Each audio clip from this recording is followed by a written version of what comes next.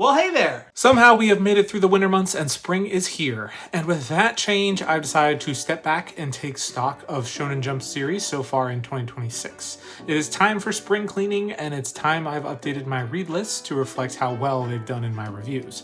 Plus, it's just good to look back on the past 3 months of reviews and remember where we've been. I really enjoy doing them, and so now I feel it's a good time to go back and look at things as a whole. I've included timestamps in the description below and a pinned comment so you can jump to whichever series that you're interested in. And I also plan to release separate videos for each of the series, just as standalone videos, so you can watch those as well. There will be a level of spoilers from this point on, so spoiler warning for all Shonen Jump series.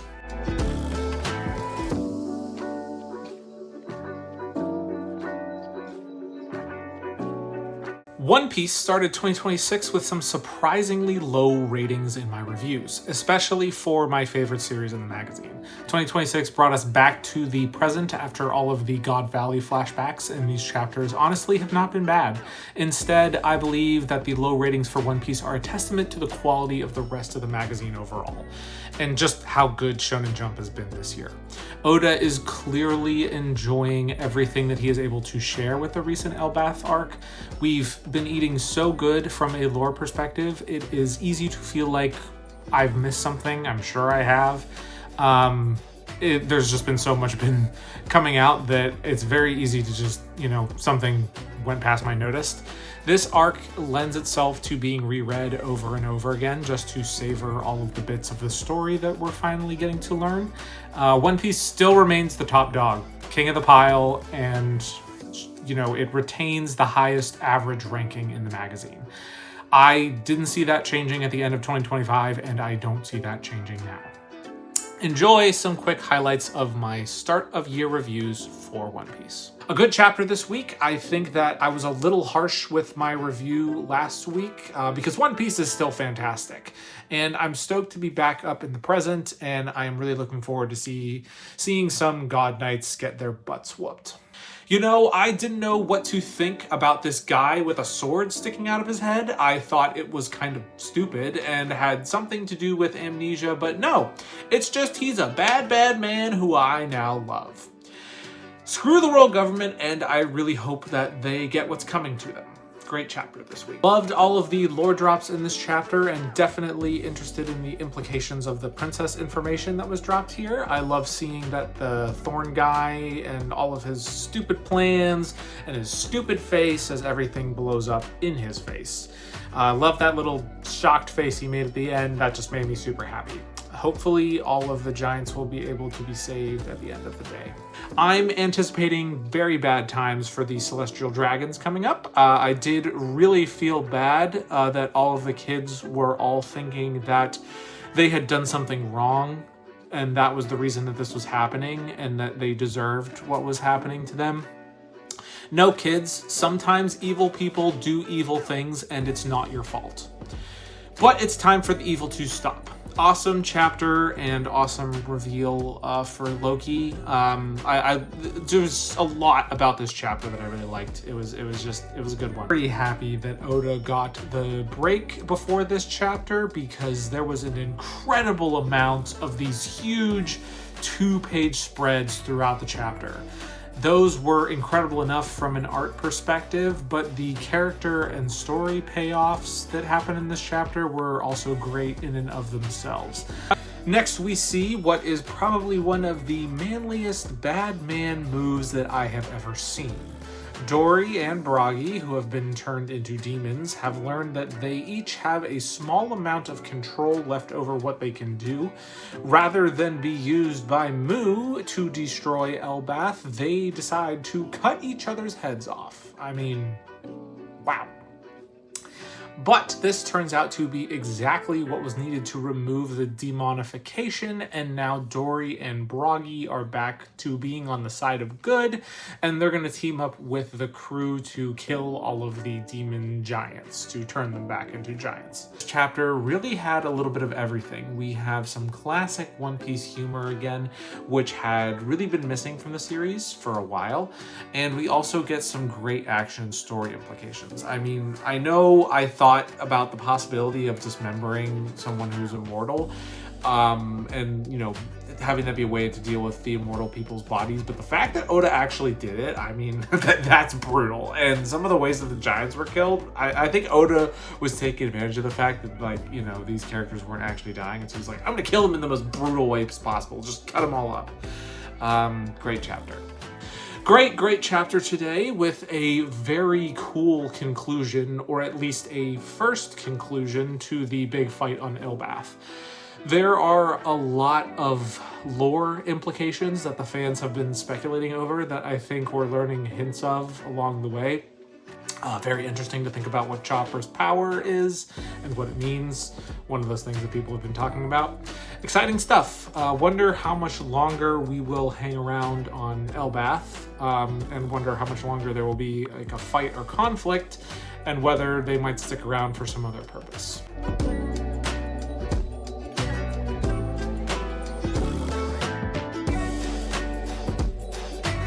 Those of you that have been following my reviews, that small group of you who are rock stars, will know that I am a huge fanboy for Akane-Banashi. I think that this series deserves all of the love and respect of any manga enjoyer and deserves its place up at the big boy table of the magazine.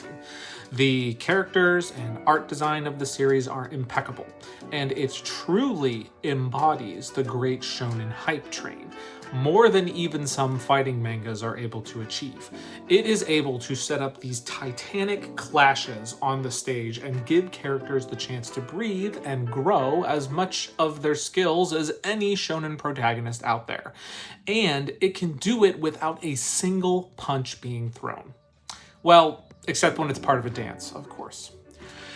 But even I am surprised myself that it, for most of the year, did not crack the top 3 to start this year. See, I don't want any of you claiming that I pick favorites. No, it is probably due to the fact that we have been getting a lot of training and setup for the ultimate payoff that is to come. In fact, even now, we are beginning to see some of that payoff by just getting to see Akane and Kaisai's renditions of the God of Death story. I really enjoy this series, and I know that you would too if you gave it a chance. It snuck in a #1 ranking just before I made this video, and I have no doubt that it is going to go on a run of top rankings in the weeks to come.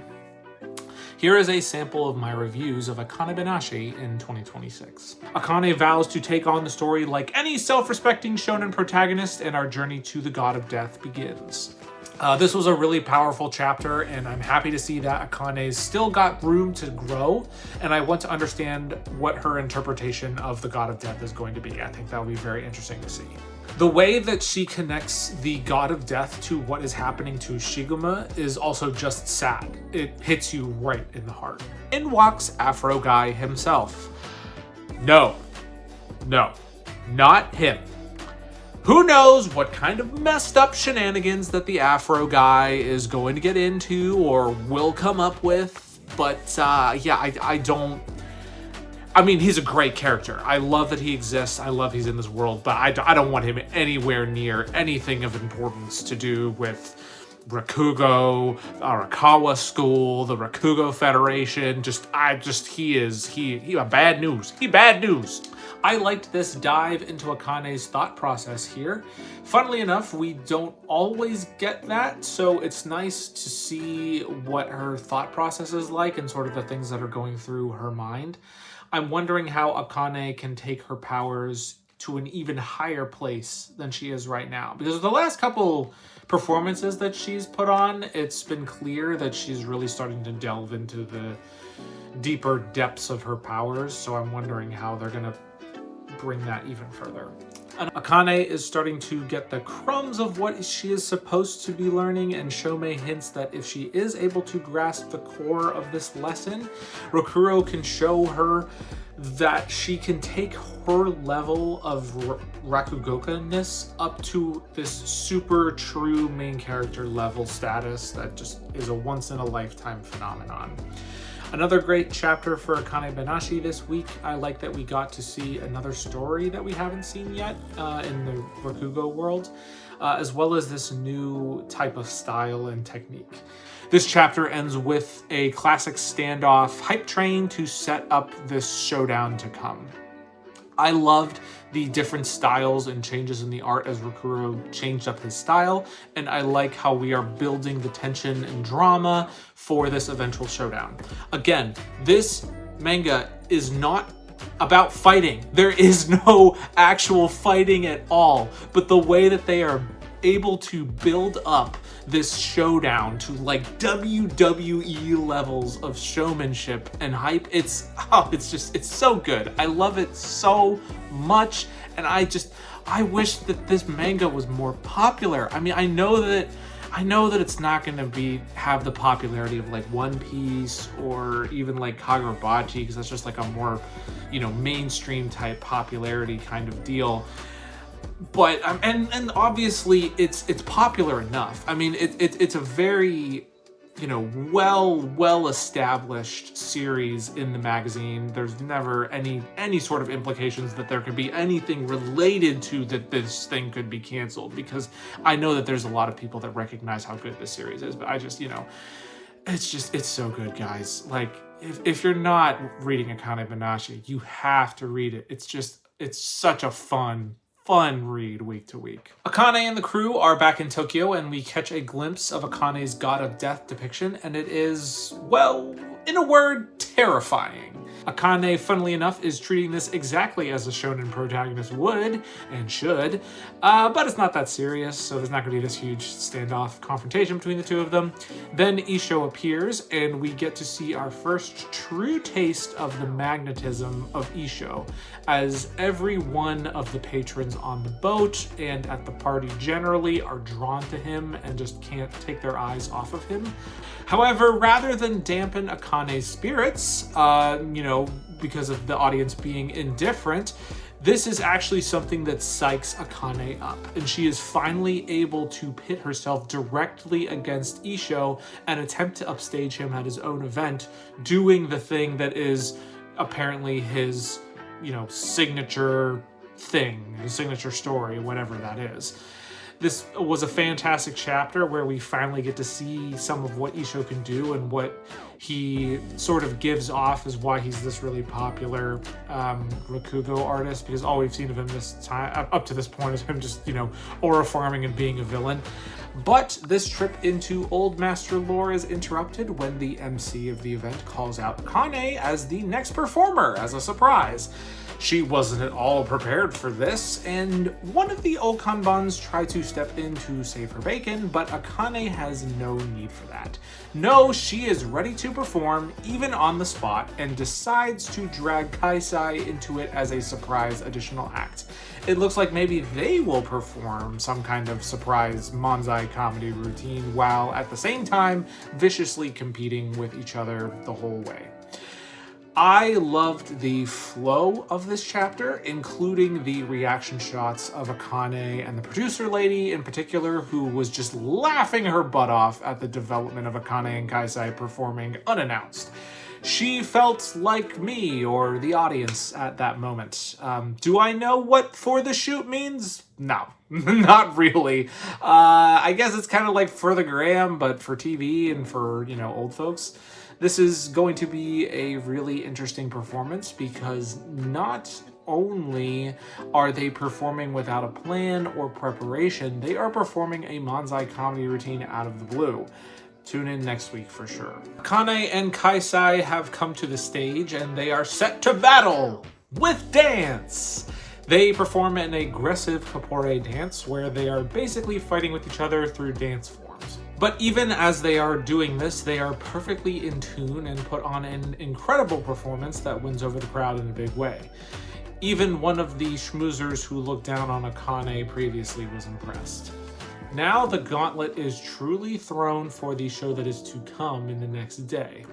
Super fun and entertaining chapter, and I enjoyed seeing all of the dancing scenes and the differences in the inner monologue between Kaisai and Akane. Always love the hype building of this series, and I think this chapter was another good example of that.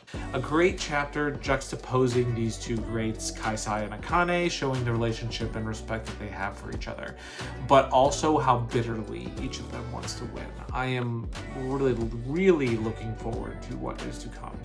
Akane is up to bat next week. Let's see what she's got. Already, she releases her domain expansion, and the room is immediately tense with anticipation, as am I. Love this chapter and the annoying Afro Man, as annoying as he is. Such a great villain for this series.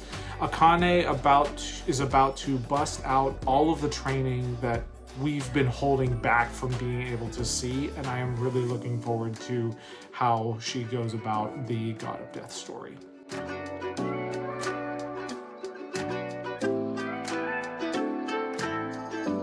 My boy Ichi and best witch of all Descartes have been cooking to start the year. The series has cemented itself as a top player of the magazine with another home run of an arc that led us to new characters that are easy to fall in love with. I'm speaking, of course, of Minerva and Chrono Weaver, as well as backstory for Descartes, which brings my love for that character to even higher levels than I thought possible. It introduced crazy implications for the story. I'm talking, of course, about the half-human, half-magic child, Madoka, who will soon be born, as well as the fact that Descartes acquired 2 additional magics, one of whom has a very negative view of humanity. I'm curious if her ability to maintain control over him will be addressed, or if it needs to be addressed at all. Ichi is clearly able to contain Ororo, but I am unsure if that is just due to his main character energy or if something else is involved.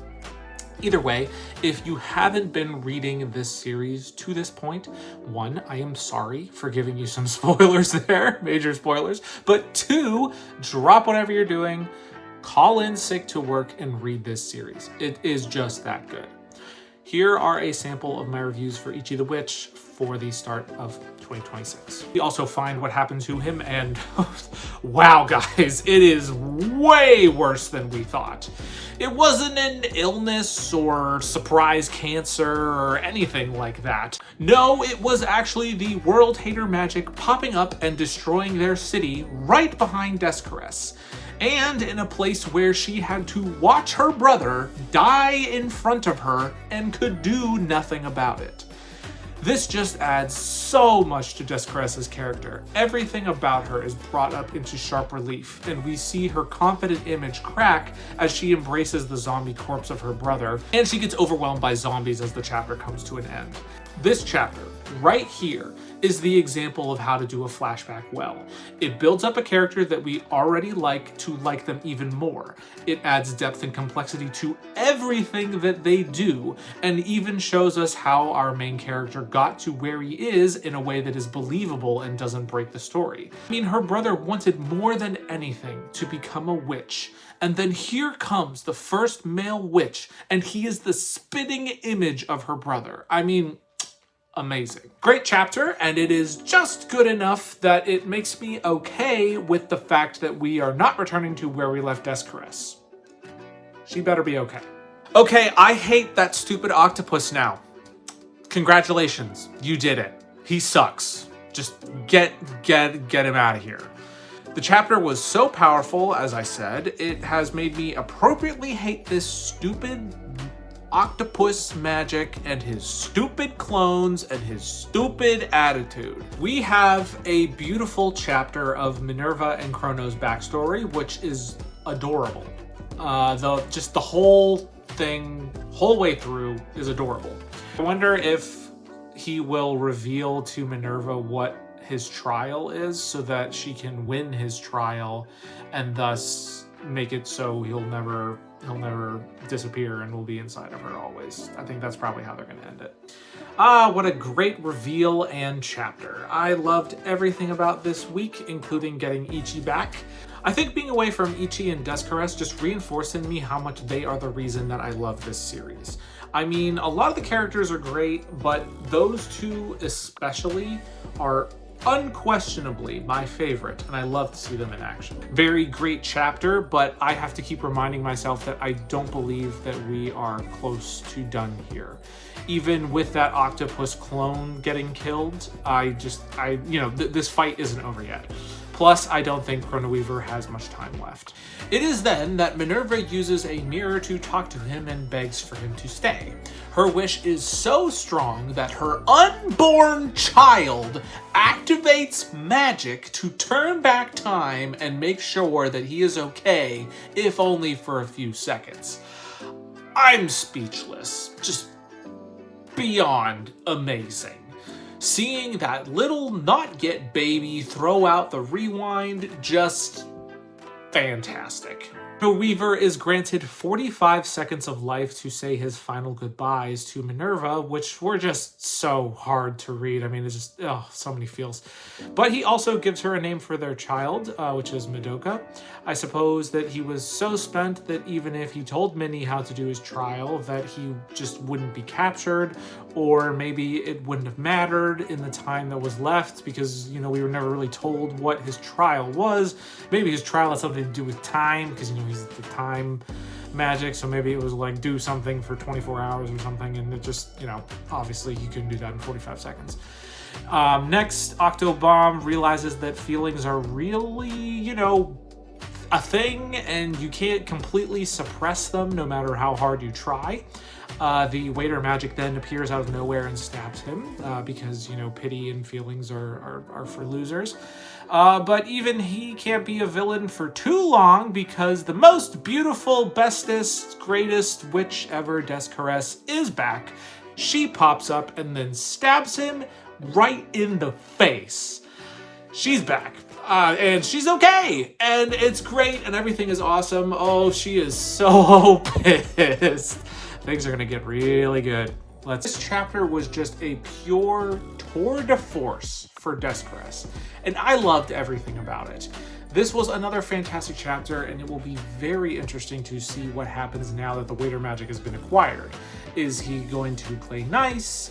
Descartes has a lot of skills, but she's gonna have to keep him in check, so that's gonna be interesting. This arc had a lot of very high peaks, such that any sort of down chapters were easily overwhelmed by some of my favorite in the whole series. Getting Descartes' backstory was huge, but also getting introduced to some new and exciting characters was fun too, in terms of the entire arc. I'm very curious to see what will happen with the waiter magic now that he has been acquired, and what this will mean for the world hater magic. Also, for Chrono Weaver and Minerva's impending child, who curious whether it's going to be a magic or some sort of human magic hybrid. Clearly, seeing as it's able to perform Chrono Weaver's magic, I think that will be interesting to see the implications of that. Just a beautiful, calm chapter this week, which was really needed after all of the craziness of the past few months. I enjoyed reading this chapter very much.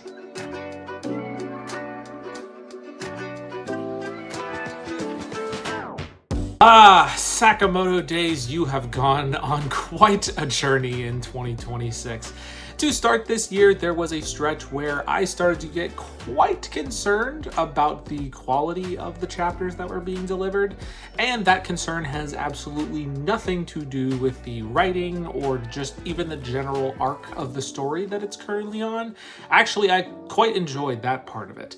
No, the problem was that it was clear to me that to start this year, and honestly a bit of the end of last year too, that there was a noticeable strain on the art, on the mangaka's art and ability to produce the art from week to week. By that I mean that the drawing of the faces and the actual characters.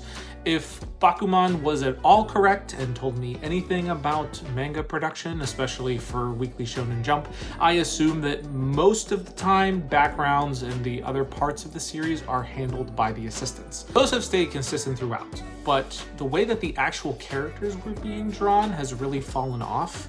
something I'd assume that the mangaka would be fully responsible for the past few chapters. It's really looking pretty rough. Hence, Sakamoto Days finds itself with a considerably lower average ranking to start off this year. Do I think it will continue to be as low as this? Not exactly. But if I'm being honest here, I think some of its peers below it have overtaken it, and we will get to those soon. I would not be surprised if Sakamoto Days remains out of the top 5 of the magazine going forward, but I'm always happy to be proven wrong. Enjoy a sample of the reviews I've done for Sakamoto Days to start 2026. I think that the choreography of the fight is fine, and that the wedding cake cut reveal at the end was definitely funny. But I was distracted for most of the chapter by the art. It was missing its usual gusto and polish, which is a bit disappointing. Also, the chapter felt a little short to me. Either way, it was a bit of a down chapter this week, in my opinion. It is definitely back to what is great about Sakamoto Days, and a fantastic chapter. Happy to have it back. This chapter had all of the quintessential Sakamoto Days goodness. Great, well-directed action, awesome dynamic art and fight choreography, so many background characters who don't react or only minorly react to the absolute chaos that's around them. It's going to be rated really highly by me this week. The action was good, and everything that happened on the boat was genuinely hilarious.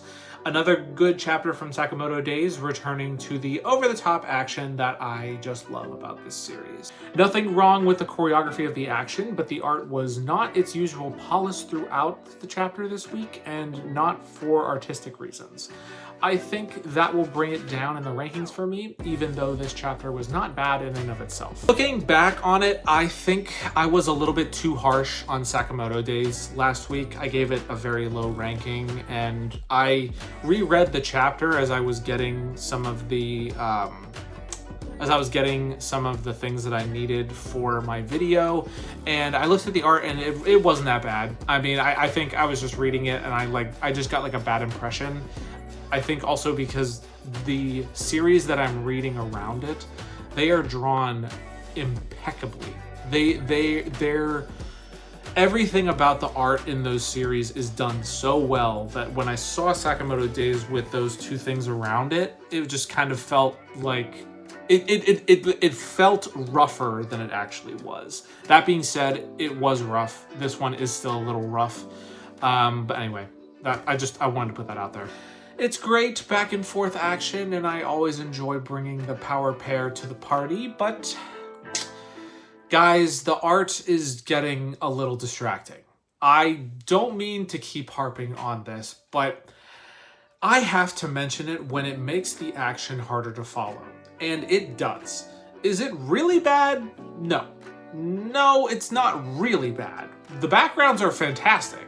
It's the character art, and it's just, I mean, I hate to say it, but it's sloppier than it needs to be.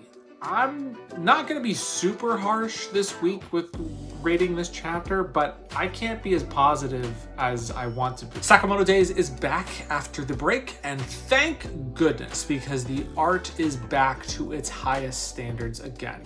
There's some super interesting panels of the fight between Osuragi and the Lightning Man, and their fight is busting through the apartment complex. Oh heck yeah, kids. This week is an Osuragi special chapter, and boy are we in for a treat. Her fight with the strange lady blasts her through apartments, and things are looking a little dire for a second because the crazy lady laced the water with poison. It even seems like Osuragi is really on the ropes as the old lady starts drowning her in a pool. But Osuragi knows that what she means to Shishiba, and she knows that he would be lonely without her. So she decides to drink the poison from the tub enough so that her head is exposed, and then she crushes the weird lady's throat. Man, what an unbelievable chapter. This was Sakamoto Days back to its very, very best. I had a lot of fun reading not only the action, but some of the character dynamic between Osuragi and Shishiba, just learning about some more of that. Just fantastic. A great chapter again this week. The art is back to the higher quality and the fighting has been quite good. I enjoyed the play on the horror that they did with the beginning part of the chapter and Osaragi because, well, she is quite scary, and so I thought it was a fair place to play up that element of the genre. Another good chapter with good action. I've really enjoyed the art of the past couple chapters. I'm happy that I don't have to worry about that for this series recently. It has really elevated itself in the past few weeks, it's been very nice to read.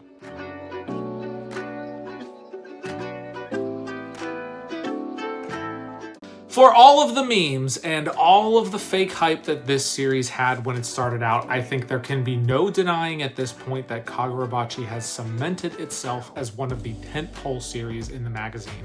The start of this year has been absolutely stellar, bringing a close to the arc that we had been on, the attack on the various sword bearers and the Kominabi headquarters, which all culminated in a massive showdown between Samura, Chihiro, and the Magatsume Swordmaster that literally shook the foundations of the manga as we know it. The art and action were brought to heights that I honestly did not believe were possible, especially with the context of the issues of unfinished chapters that we saw towards the end of last year. Any issues or reservations with the series that I have at this point have been blown away. Now the series seems to be taking a major shift into this next arc by going back to the past to show the story of Chihiro's dad and the creation of the swords. So far, I think that it has gone pretty well. The new characters, young Rokuhiro, Chihiro's dad especially, have been fun new additions to the series and are people I want to learn more about. An easy early read for any Shonen Jump enjoyer. One small note is that glaring last ranking that it got last week. That 11 should not come across as an indictment of that chapter's quality. In fact, it wasn't a bad chapter at all. Instead, that ranking is more a reflection of the other series around it, elevating themselves to a higher level. I have no doubt that Kagurabachi will continue its streak of excellence as we go into spring. Please enjoy some of my review highlights for Kagurabachi in 2026. This chapter had an example for me of what was actually stylistically rougher art in a way that I liked. Oh boy, this has been some of the best shonen action I've seen in the magazine in a while. The pacing, the action, the tension, it is all at the highest level that it has been for this series. I know that the joke at the start of this series was that Kagurabachi was peak, but it's actually peak, guys. You know, I was wondering why things felt familiar, and then I realized Pain. This is just like Pain. But let's see if the ending of that will be the same as what happened with Pain. I'm talking Naruto Pain, by the way. Another incredible chapter from Kagurabachi. The art and action again is hitting heights that is rarely been seen in this manga. Chihiro will need some sort of power-up to deal with this, especially since the guy who's been doing all this is not actually the real guy. He's just like a body that's manifesting, I think. I don't think they've switched out to this point. Maybe they have. Maybe I missed that. But anyway, this definitely has become similar to the Pain arc in Naruto, where no one actually died because at the end they all just got revived, or in this case saved, except for Samura. He's at the same time, he gets Tobimune away from the battlefield using the crow feather, so maybe he was able to even get it to his daughter. It was kind of unclear where he sent it, but I think it was possible that was where it went. Either way, the fight is over, and the Shinichi decides that he is going to take charge of the government and use the enchanted blades to purge the corrupted world. So, you know, typical villain behavior energy. He also rused the fact that he didn't chop Chihiro's head off when he had the chance. This chapter had another example of the minimalistic style of art being used to good effect, and it draws an end to this arc of the story, which had some tremendous action and art and sets up the next stage of the story. Though I do wonder if this is the ultimate villain or not. It could be, and I think it probably is, but then again, I think maybe the story could continue on beyond this. Either way, the last month or so has been pretty great. We have a mini time skip after the battle. The Shinichi has declared war on something or somebody. It's just, I declare war. Michael Scott vibes for sure. But the ninja group around Samura are in hiding with his daughter Iori, who does indeed have the Tobimune, like I thought. Then at the very end there, we get a title card with an announcement that part 1 of Kagurabachi is now ended. Wow, now that was a surprise. I almost gasped when that panel came up as I was reading it. This has so many implications that it's really hard to fathom what it could potentially mean. Is this signaling that there will now be a time skip? An actual time skip this time of moving forward? Or does this also mean that the Shinichi isn't the final villain of the story and that there will be much more to come in the story? Because part 1 doesn't just imply part 2, it implies that there's, more that's going to be coming. It was a very interesting reveal, to say the least. But a good chapter, if perhaps slightly heavy on the exposition. Oh, but, it also got a good laugh, too. We then end the chapter with a glimpse of Chihiro's dad, looking a lot like Chihiro. Interesting call to go for the prequel arc as the next arc for this series. Learning more about this war, I think, will be nice. Because, it's kind of been floated out there, some of the things that happened during this war and how they've had a very big impact on the current dynamic and situations. I'm definitely curious about what those weird alien type things were, though. A really fun chapter. I really liked all of the humor, and I really like Chihiro's dad and the other characters that we've been introduced to so far. I wouldn't mind sticking around to learn about the past more, which is a pretty good sign. It's about to be held on what must be a very wet and salty furniture.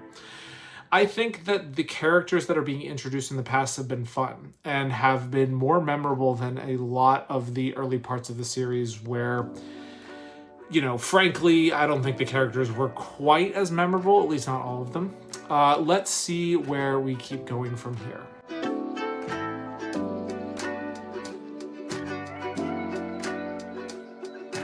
I think we all just need to sit back and marvel for a moment at how good Witch Watch has been these past few months.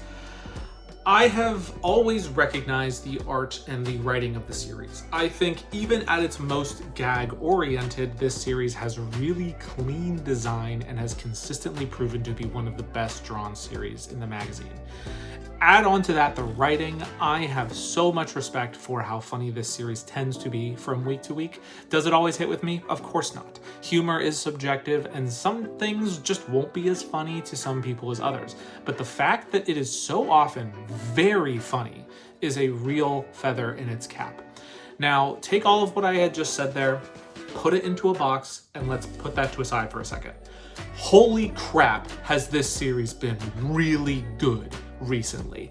2026 has seen this series fully turn in a new direction, and that direction is finally filling out the plot that has been hinted at for a while. We have fully begun an infiltration mission that has tension, excitement, and drama without losing that eye for humor or silliness. This series is doing something that I would not have thought possible for most of 2025. I wasn't doing my reviews at the time, but looking back on it, there would probably have been many weeks where this series would fall into the 10 to 13 range of the overall rankings. Now, with where the story currently is, that is basically unthinkable to me. This series deserves its spot right outside the top 5 of the magazine. Without a doubt, it is worth the investment of reading the whole thing to get to this point. To that end, enjoy a sample of my reviews of Witch Watch for 2026. The art was fantastic this chapter, but I'm just waiting to see how this plan will definitely not go according to plan. Something is going to mess up big time. I just don't know what it is yet. The Warlock indicator being through multiple pages was awesome for this chapter, and it just looked super crazy. It's been a while since we've seen any fighting in the series, so I'm interested to see how that'll go. I really enjoyed the tension of this chapter. It is really building the suspense, and I know this has generally been true for this series, but the character art and designs are just so polished. It really adds to the experience. I love how we're flexing our more serious chops with the most recent chapters, so I think this chapter also will be rated quite highly. I totally foresee that the mints here are not going to be what is expected, or that they have been unceremoniously swapped between the groups. That seems about right for this series and how it's been pretty much the whole way through. That being said, I really dig that they are keeping up with the tension of the moment in these chapters. I really like this arc and where it is going, and I am curious to see how it all fights with the warlocks are going to take place. And Kanchi jumps up from the outside because he's a Tengu, and of course he can do that. He lands on the deck, and who else is there but a woman? Is she a civilian? No, she's definitely a warlock, dude. Don't be dumb. Don't fall for the honeypot trap. Another good chapter this week, leaning back into the humor again, but it was really funny. I do love this series' sense of humor. I think that the stealth mission has now officially failed, guys. Let's see how long it takes for everybody else to run into their own problems because of this, but I can't see the alarm not being raised at this point. Momochi goes to find Kanchi, and what do you know? It turns out that the manager was a warlock the whole time. I definitely didn't guess that right away. I do love that the warlock indicator goop that this series uses was dropping on her head. That was just a really good touch. Anyway, she shanks Kanchi and shows a little horn, which is, I guess, her warlock thing if the indicator wasn't enough. Predictably, the mission is failing its stealth, but it was going relatively well before then. So that means that the plan went surprisingly well. Maybe too well. I don't like how well that went. I don't think does this mean that something really bad is gonna happen? I kind of feel not great about what's going on, but I hope not. Let's just say it all went well. It's all good. He's about to kill her when Moi's parental instincts kick in, and he decides to break the Mobliviate spell and punches Shikimi in the face. Now, officially, if it wasn't before, the stealth mission has broken down. It's failed. There's no more stealth anymore. It's, all the alarms are going off, all the mooks are gonna come out, big punch 'em up, kick 'em up time. Great chapter with nice tension and action. It's been a while since we've seen actual fighting with the series, and I think that the action was drawn very well too. Another really great Witch Watch chapter, and I enjoyed the fact that Shikimi is a really smart villain. He takes the time to basically deduce everything that led up to the fact that Morihito suddenly shows up on the ship, and he clearly has taken countermeasures to stop some of his biggest roadblocks, including Morihito himself. And now with Nico being in a bad spot, she's clearly, this could all go very well for Shikimi if Nico is going to have to reveal herself to save Morihito, which, she'll probably do.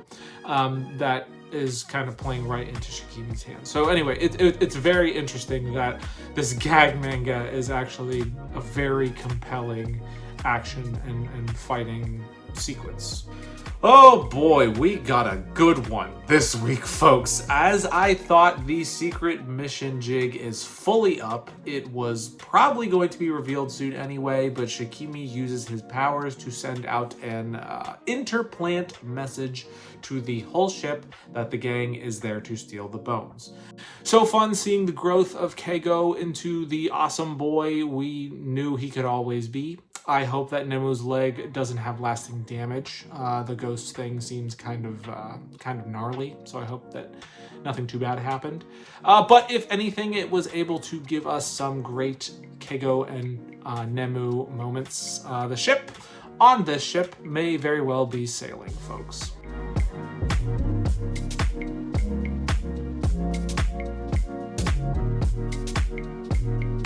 Only Blue Box can both deliver everything I could ever have wanted and also everything I could never want, all in the same few months span. For a moment, it seemed we were back in dangerous waters with Hina, but then all of that was swept to the side, mercifully, and we were blessed with a run of 3 of the best chapters of a rom-com that I think I have ever read.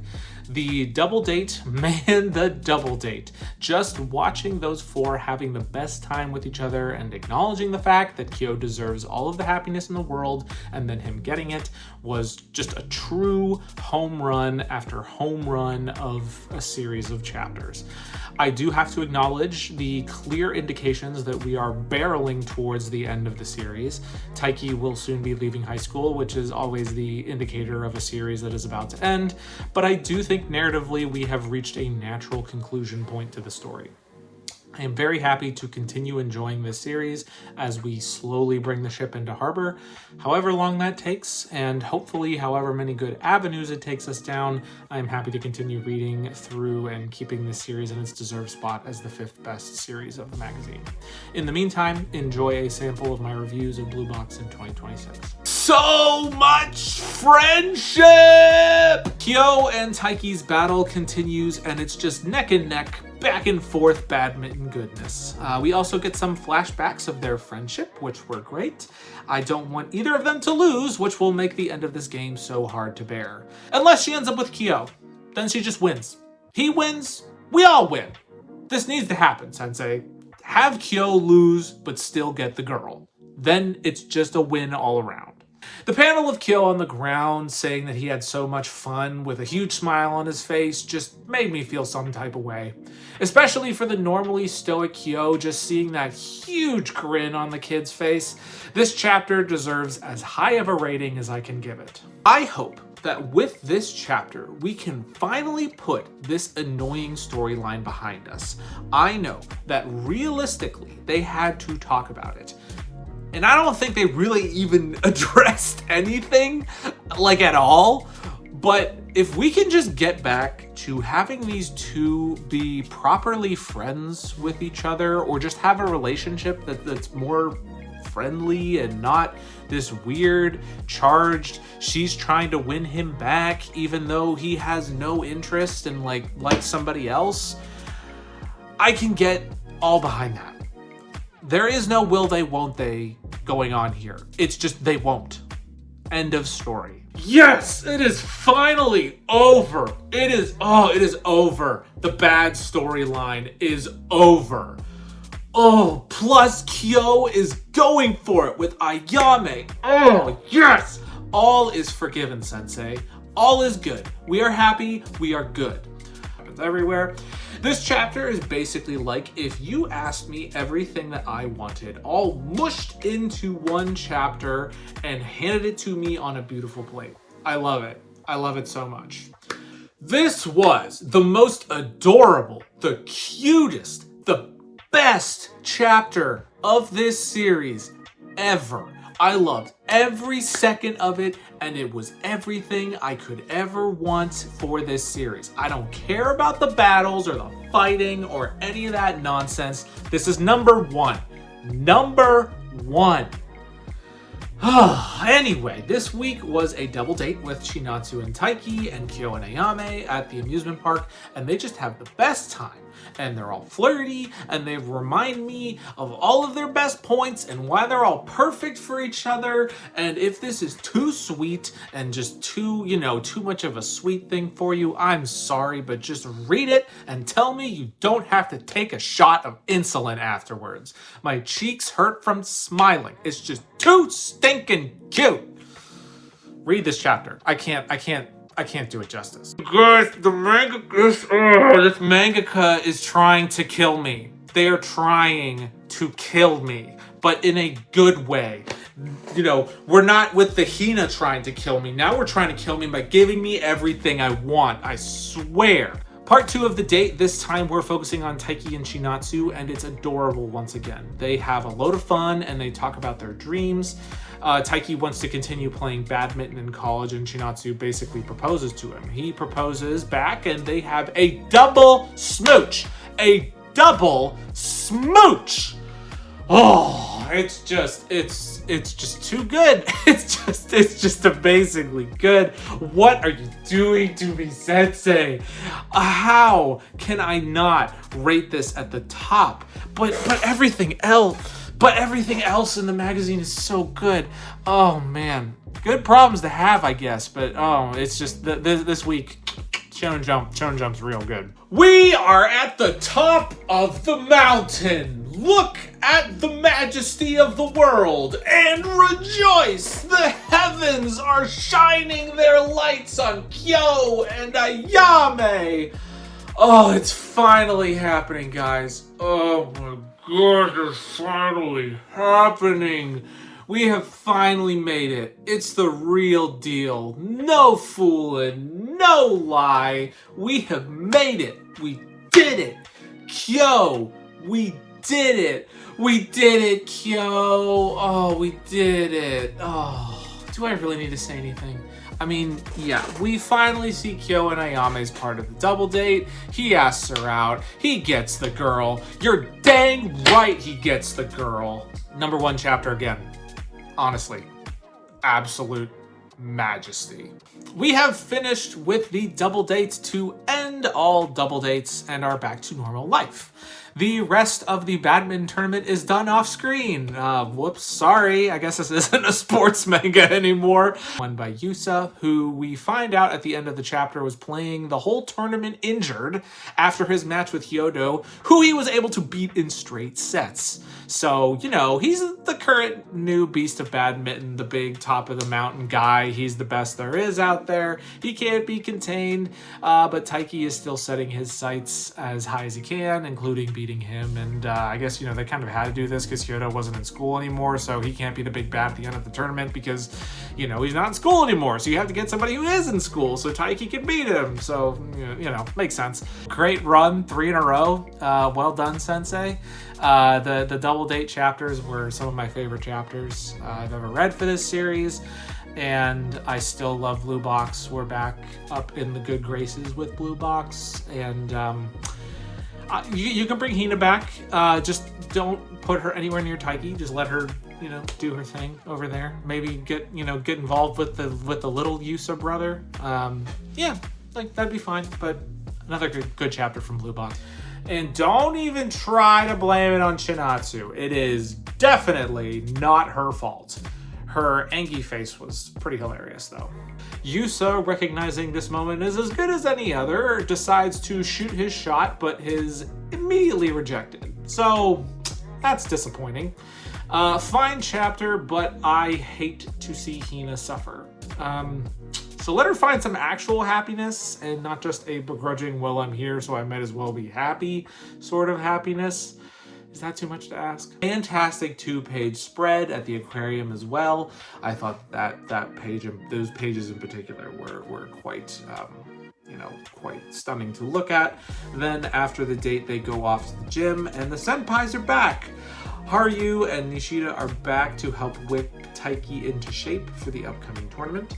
You know, I'm glad we're getting back to the badminton court, but it does distinctly feel like the series is coming to a close pretty soon. Now, I will have a lot of thoughts about this series once that day eventually comes. Congrats on 5 years. Nishida and Haru senpai are back playing badminton, and they talk about hope and inspiration, and everything is great and fluffy and wonderful. This series really was the blue box we all made along the way. That's 2 weeks in a row of basically just a huge title drop and like really engineering the scene to make the title drop happen.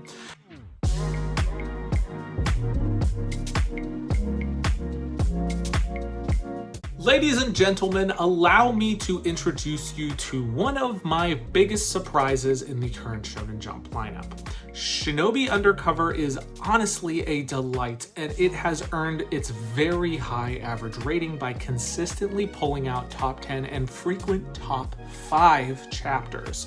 I think that this series likely has the smallest variance of all of my series, besides maybe some of the series that are bringing up the rear.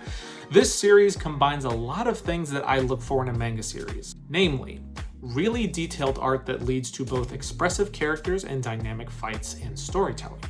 Well-written and developed characters that both feel real and just a delight to get to know. A zany goofiness that brings genuinely funny humor to the table at regular intervals, and a compelling enough story and power system to keep the story moving. It is just a high quality series, and that was not what I would have expected from another ninja thing. But it really deserves that.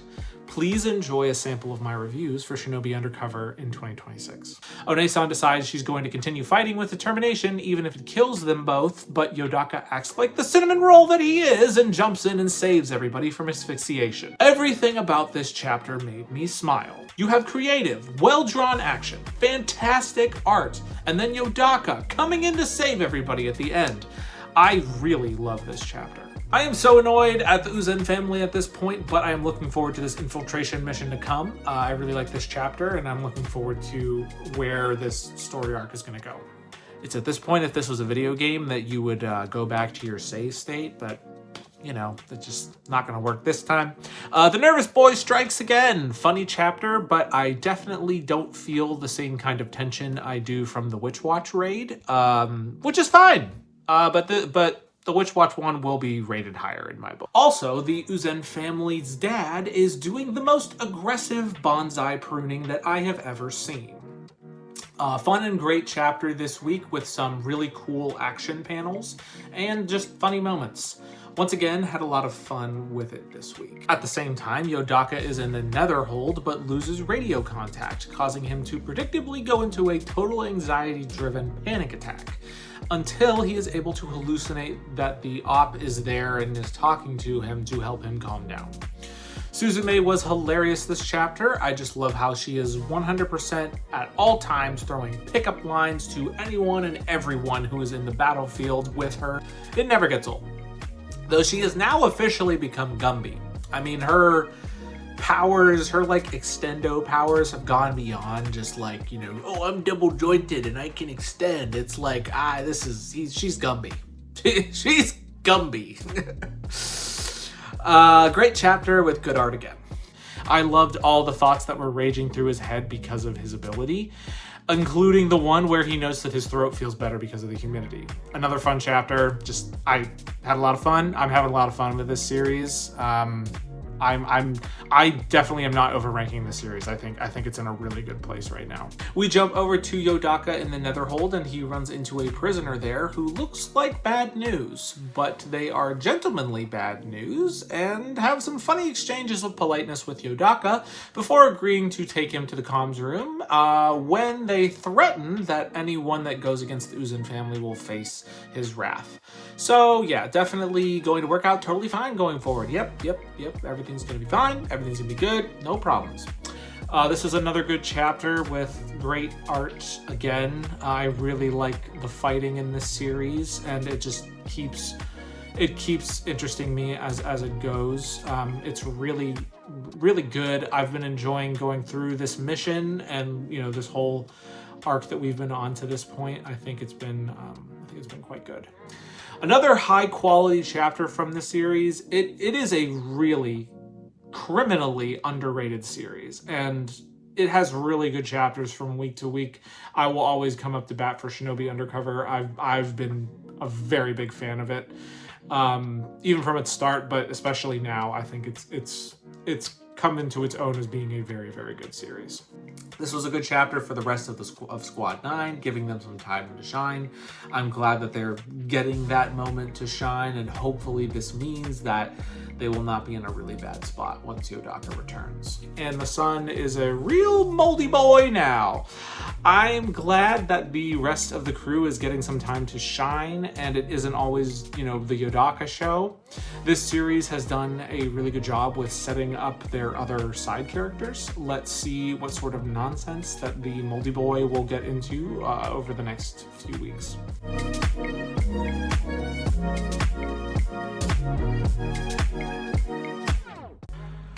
Something about Ultimate Exorcist Kiyoshi has been putting me off of this series recently, and I'm not entirely sure what it is. Perhaps it is the fact that Kiyoshi himself has been taking a backseat recently, and he tends to be the character that I like the most of this series. Or perhaps I'm simply getting tired with the main gimmick of the fights in this series. Ultimate Exorcist has always had a very squishy power system. I mean, to this day, I still don't really have a full understanding of what our main character's full powers are. They have been doing a better job at bringing back recurring abilities recently and differentiating them a little bit, and it has a very clear aesthetic, which I do think works for it. But, I don't know, something about it has just kept its ranking in the upper teens in recent weeks. Does it deserve to end? Of course not. But it is just a shame that it isn't finding a way to elevate itself to higher in my overall rankings. It's fine, average, shonen fare. Am I happy it's there? Moderately. Would I be sad to see it go? Moderately. That pretty much sums it up. Here are some highlights of my reviews for Ultimate Exorcist Kiyoshi in 2026. Another chapter with really fun art. I wonder how many piercings per page this series has. It's definitely high. Some nice action in this chapter. Some of the characters are genuinely crazy, and they kind of acted like they were genuinely crazy. And I didn't remember that Shuten was a demon. I guess he's a demon. That was like an unclear to me. I thought he was a human, but maybe he's a demon. I don't know. Anyway, yeah, it was a fine chapter this week. I sometimes feel like a broken record with this series, but it just is another solid chapter again this week. Middle of the road. It's like shonen chicken noodle soup. Just a solid, know what you're gonna get kind of fare. Chapter with some very creepy panels. Solid. Another fine chapter this week. Yeah, just fine. Good for Tosaka that he finally gets the super power up that he deserves. Now he can really stand on his own in a fight. Another solid chapter this week that was easy and fun to read. Who is waking up but Kiyoshi himself? The main character is back, baby! Solid again, you know? We're increasing the the piercings per page again with Kiyoshi coming back. Hitsugi and Gaga are still fighting, and let me just sum up this fight for all of you. How about this? Ha! That was nothing. What about this? Oh, I thought about that, but what about this? Oh, but I have this power, so that won't affect me, but then what about this? It was getting ridiculous after a while. It was like we were in this automatically trap card activating stage of the fight where just everything that the character did was like, oh, this activates my trap card. Oh, you activated my trap card. Oh, you activated my trap card. And that just kept going for a while of them just being like, oh, this is nothing. And it was getting kind of annoying. Anyway, Kiyoshi was going to help Shishido with Bobo because Hitsugi still got a full deck of trap cards, so he's going to be fine. He doesn't need to worry about Hitsugi. He's got plenty of cards still left to play. He believes in the heart of the cards. That's all good. I was getting a little tired of all the like, whoops, haha, that did nothing in this chapter, since it was doing it literally page after page after page after page. Hopefully the fight takes on a different flavor going forward, because otherwise it's going to get old really fast. Fine chapter. Plenty of the normal hyping of this series. I think that the progress of the fight definitely improved from last week, which, you know, I found that a little bit more annoying. It was fine. Honestly, like, I don't know, I'm kind of souring on this series a little bit, and not for any real reason. I don't really think it's doing anything any different. I just, you know, I'm kind of getting the same sort of meal over and over again, and I don't know if it's not hitting the same. So, yep, the gang is going to have to stop this dude's version of love, which is basically killing everyone because, you know, losing weak people makes you sad. So that's a yikes. They jump across the demon world to clash with their fists like, burn! You know, I enjoyed that they brought back the gag of Kiyoshi being this huge worrywart in actuality, even when he's aura farming like crazy on the outside. Anyway, this chapter was pretty fun. Gotta give it that. What do you know? He is a Kiyoshi stan. But he is an absolutely toxic fan. Just in case you were worried this guy was going to be some hidden cinnamon roll like his dad, no, he's the kind of fan that wants to kill the people that he admires and is looking for a chance to kill Kiyoshi and put him on display in some macabre tomb thing. You know, this chapter got both laughs and my surprise at the twist towards the end. I definitely was not expecting to see that in both instances. Pretty good chapter this week, especially for this series.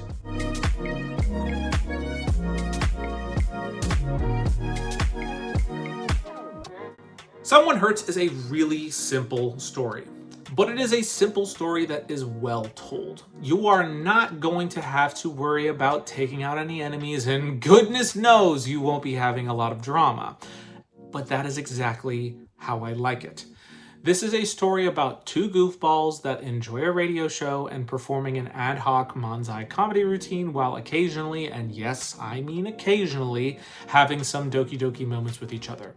This story is incredibly cute, very fun, and brings a comedic appeal that I am surprised is as entertaining as it is. That 14 ranking that it has, I chalk up entirely to being an anomaly. This series is consistently smack at number 10 or close to it every single week. And that is where I will expect it to remain for a long time to come.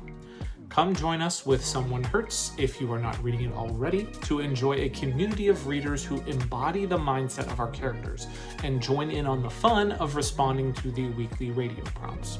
Here is a sample of my reviews for 2026 Someone Hurts. This was a really cute chapter, and all of my concerns are brushed away by the fact that, one, we have a double-page color spread, which was really cool, and the competition will clearly be moving ahead. The competition being between Mame and Mizuo and how many of their entries could be read on their favorite radio show. I'm very happy to hear that. Again, if we just continue with this pattern of having it be more of like a slice of lifey type story, I will enjoy reading it, and I think it'll have a place in the magazine. I'm just curious if there's anything that the author will want to do to try to push the series up into some next level that I can't see right now. The show, so it seems like the show is expanding out a bit, which is good. It kind of will give a variety, and I think that, you know, maybe these radio hosts are just some of the most active radio hosts in the nation, and they do more than just their normal, you know, one-liner show, and they just start doing all sorts of kind of shows, and we'll see more of that. She doesn't mind, though. In fact, she wants to have more of the same things because they are adorable and can't tell each other that, you know, they just want to date. Another cute chapter this week. Cue another cute date filled with one-liners, and Mizuo seems a little jealous and makes sure that Mime knows she still wants to talk to him about Mon-Mid, even if he does get another friend who listens to the show. Another cute chapter this week. I love their quips. They're just so random. Mime is excited and nervous to go to the offline meetup, but Mizuo says she'll be his support. That is until she gets captured by the math teacher because she flunked her math test and needs to go to remedial lessons. This means Mame has to go by himself, and to try to ease the nerves and tension, he introduces himself as Mizuo's disciple. However, he quickly learns that these people are all just like him and they're nerds about Mon-Mid, so he should be fine.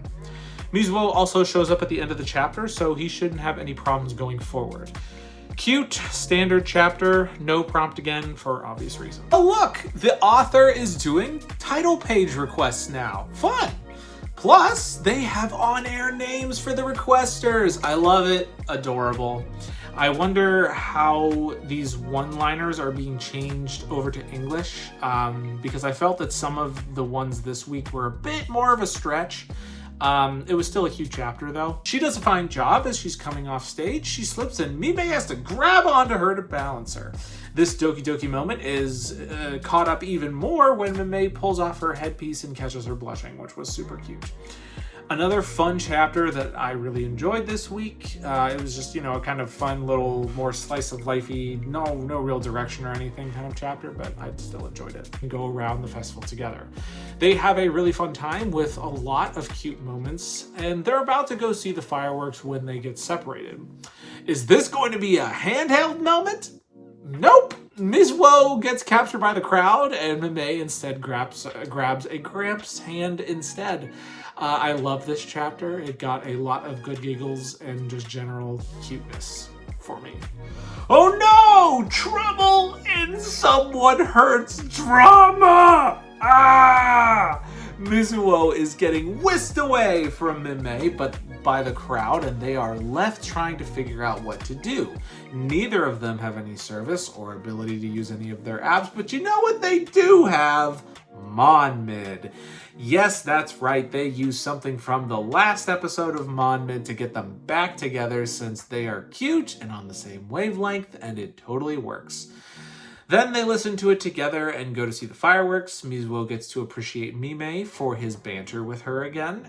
Oh, and by the way, Mizuo had time to do a side quest to return a lost dog to their owners, giving the dog all of her best quips, but getting no response. And then, Mizuo tells Mimei to come over to her house? The scandal. I feel like a bit of a broken record saying this, but we have another really cute chapter this week from Someone Hurts. This time, Mizuo and Mimei are heading to get help from the damage that Mimei received last week. And you know what? Shame on me for having dirty thoughts about going for the home visit. Yeah, clearly, Mizuo meant she needed to go home to get materials to patch up Mimei's wounds outside. You know what? That's my bad. My fluffy series getting risque? I don't think so. So instead, we get treated to some adorable Doki Doki moments that are all just through the chapter, culminating in a nice double-page spread to end the chapter with our two goofballs having their normal banter, looking out their windows. This was a really fun and sweet chapter, and I am really beginning to enjoy this series more and more. It's just a pleasant, fun read, and seeing their banter together and knowing that, Mizuo would be doing this regardless. She'll do it to a dog who literally can't talk, and the fact that Mimei is like the perfect person for her because he just always is ready with a comeback. Yeah, it's brilliant.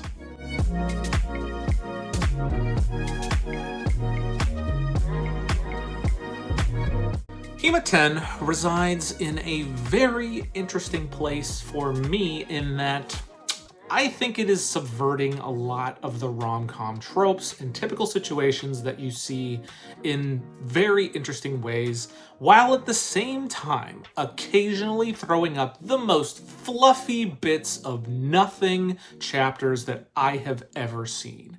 I think that the way that Kana was handled recently was really refreshing, and it showed off the main character's maturity. But everything around that supposed ski trip that never was, it was just a whole load of nothing at the end of the day. Because of this, I cannot slingshot this series up to blue box levels. Definitely not. But it can easily be thought of as bumped up from what the average would say it is, or at least the ranking average that I have it as here. I think that realistically it will always slot low down on my rankings for these lists, but I think that there will be a clear distinction between Hima-Ten and some other series at the lower end of the pile. I enjoy this series, and more importantly, I enjoy talking about it. It gets a lot of reactions out of me, which honestly is more than I can say for things like Ultimate Exorcist Kiyoshi. It's just fun to talk about in these reviews at times. Anyway, here is a sample of my reviews for Hima-Ten in 2026. Oh man, this chapter was so much nothing. I can't express how much of a load of nothing 95% of the last two chapters have been for this series. Should we just expect that this series will continue to waffle about like it has for the past 2 weeks? Goodness, I hope not. I liked this week's chapter. I think that the complicated feelings that were expressed here were actually complicated and not just the characters being overly dramatic in ways that rom-coms can sometimes be. I think that exploring the relationships the way that this series currently is going to be really interesting. And I wonder if Tenichi is actually going to go forward with this and not just fall back into the harem protagonist thing of just being like, oh, I'm going to be so non-committal to all of these girls, and actually just, you know, jump in with his choice. You know, I didn't know that this was an option. Why doesn't everybody just reject when they're fired and keep working? Clearly, I missed out. Himari presses the issue and brings up the fact that Iomori is going to choose Honoka or Kanai. Like, wow, it's real, guys. Iomori decides he needs 1 month to think it over, but he's going to tell Kanai how he feels at the end of it, which he declares at this moment. But what that actually means is that the countdown clock is starting. All the harem girls to the starting lines. You have 1 month to convince this boy not to confess his feelings to the other girl. Also, Himari casually dropping high school love is all pure and only the cutest survive. Or the most house husbandy, which is where Iomori comes in. But also, Himari is going to use the time to get over Iomori? I'm shocked. But wait, maybe not. She invited him as a friend over to the house. I am genuinely conflicted about this. I really like how Iomari put his big boy pants on and is clearly making a decision. I am happy that Himari seems to be 60% accepting that decision and making peace with it. Kind of. But I did kind of like the idea of the 1 month countdown and all the girls fighting out to see if they could, convince Iomori to go with them, change his mind, and seeing how Iomori would be able to stick it out in front of all of those simultaneous campaigns. Man, I am talking a lot about Hima-Ten. You know what? It's back to being pretty good. No peak blue box, obviously, but good. Fine chapter. A whole lot of yelling about nothing, but, it wasn't that bad. Himari and Tenichi go to do the shrine visit after some hemming and hawing to start out. She dresses to the nines, and he doesn't really acknowledge it. He kind of does, but, he doesn't acknowledge it in the way that she would probably have wanted him to acknowledge it. And it is what I thought. Himari is treating this month as the hard charge to try to win over Iomori, but she does it in a subtle way. So, that's nice. Not for nothing, but my eyes did kind of start to glaze over in the middle of this chapter. Don't really know why, but for whatever reason, I just wasn't digging it that much. Oh well. Not bad, of course, but just... I was just kind of like, I'm just going through. It's like, I don't know. I felt like I was going through the motions, but whatever. Oh, did you forget Kana is about fan service? Here's a huge panel of fan service, just in case you forgot. She's in the harem too. Sell more books. Buy volume 8 for the fan service. Oh boy, well, anyway, back to our regularly scheduled programming. Iomori and Himari came back from their shrine date, and some mysterious foreshadowing is dropped to start the chapter. Ooh, I wonder how it will change everything for this school term. Kana sees him first, again reminds everyone that she's in the competition, and that she has his little sister on lockdown, so that's a point in her favor. Kanai is up next. Iomori notices she cut her hair, so that's a point in her favor. Plus, Iomori reminds us all in his mind that she is in pole position still. I should do a girl power ranking. They don't move around much, but it'd be kind of funny. Himenono appears next. No, she doesn't count. That would be weird. Don't go that way. Don't go that way. Himari shows up next. But get out of the way, because Kanai is inviting Iamori for a tutoring session. Okay, back to Himari, I guess. She's cleaning her house because she has to do that now without having a house cleaner. And one of her business people comes over to say that someone snapped a picture of the date that she had with Iamori, which is definitely going to cause shenanigans, I'm sure. I did have fun reading this chapter in its own way, even with the fan service that it didn't really need and I didn't really need, but it won't be rated as low this week. Okay, if she is as famous as this series is telling us that she is, and this is Himari that I'm talking about, if I remember correctly, they live in Japan, who have a noted, shall we say, interest in the appearances and relationships of their public figures. How in the world would she have expected that no one would take her photo, or she would not have her photo taken while they were doing this because she wasn't in disguise? You know, I think it should have been clearly obvious. I mean, really, how could she be surprised at all? Anyway, she throws a tantrum and her business manager person comes to hear her out.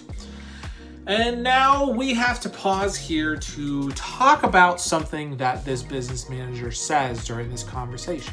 She says that she left a high-earning career to work for Himari, but I am just going to take a second to say bullcrap to all of that. I don't know what sort of high-level law firm or consultancy that she walked away from, but she is a high-level business manager for a, let's be clear, extremely famous influencer.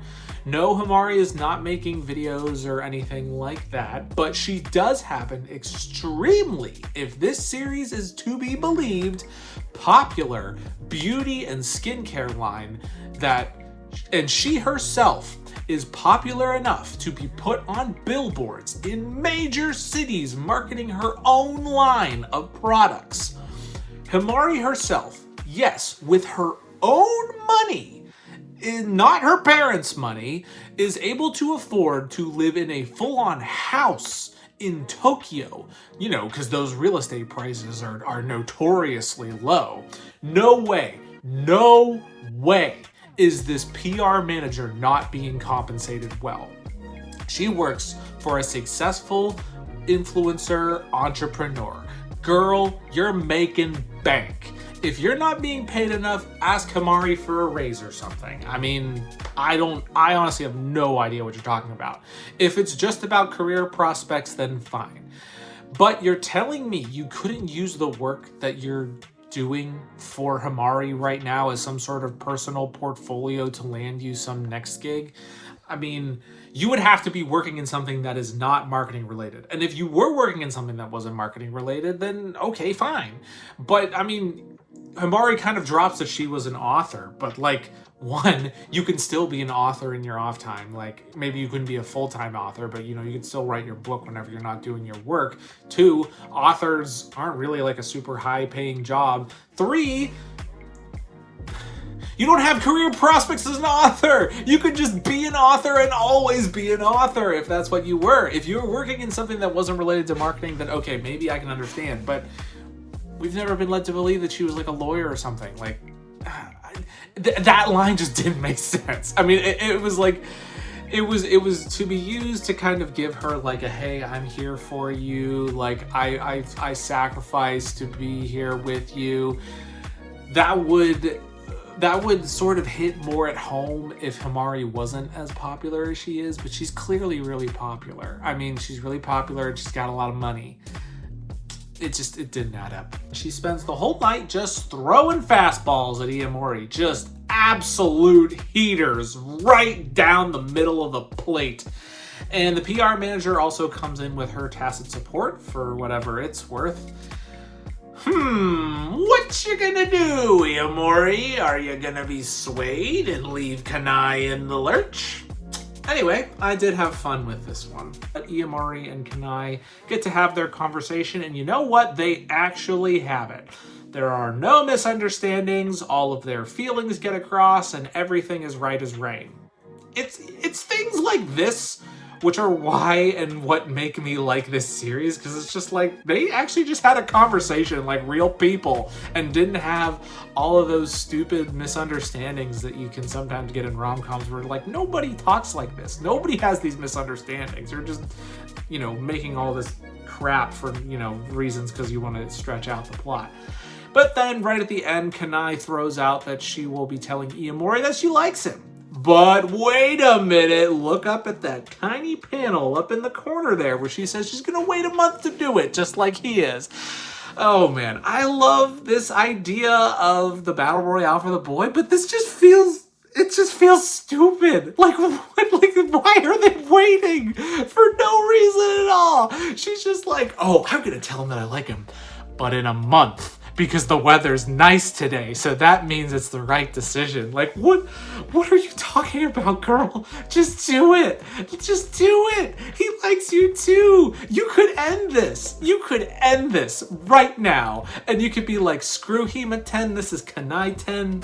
Bam. End of story. But no, this needs to be Hima-Ten. Himari needs to have a chance over the next month to convince the boy that Kanai is just, you know, whatever.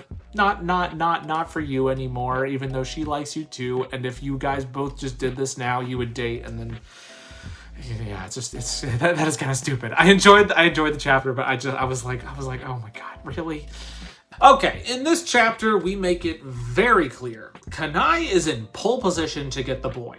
That's right. She is in first place. She is the one. No. I don't care what the series is called. I don't care what little bit of art you see down there. It's Kanai. She's the one, okay? Do you believe me as the mangaka? Do you? Well, that is basically what the whole chapter was trying to convince you of. Do I need to cover the plot? Okay, I guess. They do cram school stuff. Iomori isn't in her class, but that's okay, because that means he gets to have the special tutor session with Kanai at her house. Oh boy. You know, just do it or not do it at this point now, guys. I mean, just why jerk us around like this? I vibed with the best friend here, though. The best friend for Iomori. He's just spitting facts the whole way. Oh, hey! Everybody! Remember! Kana is here! Yep, she is also involved. Did you forget? Well, she didn't, and she is inserting herself back into the conversation. And she even points out that she was the one who got the plot moving. So, you know, we do have to give her points for that, because that is true. Himari is starting to have doubts about the month competition to win the boy, but Kana and Himari come to the realization that they need to keep on fighting for the sake of their love. Because obviously they know that if they were the first girl, they would win, so maybe they can beat the childhood friend who isn't really a childhood friend to the punch and win the boy. Kana's next gambit is to have Iomori help her move, so look forward to that coming up. Another nice chapter where people actually, you know, talk about stuff rather than just holding it in, so, you know, that's nice. It's just becoming nice to read. You know, sometimes this series has been a slog, and it's not. It's just, you know, it's nice. Iomori shows up to Kana's place wearing definitely not a suspicious disguise. Nope, not at all. Definitely doesn't look like a creep. Anyway, good job all around this chapter. This was fun. I like Kana for sure, and I also like that Iomori can actually stand up for himself and isn't being totally stupid about all of this. Ladies and gentlemen, here it is. Anyone who is a fan of Kana, we now have the conclusion of this girl's shot at getting the boy. We learned that the reason that she likes him is that he was supportive of her. Also, he's her type. And then she takes one last throw of the baseball at him right down the middle of the plate, and Iomori just watches it fly right on by. He rejects her flat out, and even dodges the idea that maybe it would have worked different if the situation was different. Man, this series can be such a breath of fresh air for the genre. Sometimes, you know, this series just does something that I don't expect it to do, given what it is as a series, and that is just, it elevates it to a level that I think it wouldn't normally be at. I mean, these two literally they just talked it out, and now it's done. And yeah, it's done. That's right, Kana fans. She's out of the running. It ain't happening. They can be friends, but no more than that. And if they do become more than that, then shame on you, because that just undercuts everything that's good about this series. If you just are like, oh, nope, whoops, sorry. Now she's back in the running again. Nope, she's out of it. It's done. It's not going to be a harem ending, and she is no longer involved. Good job.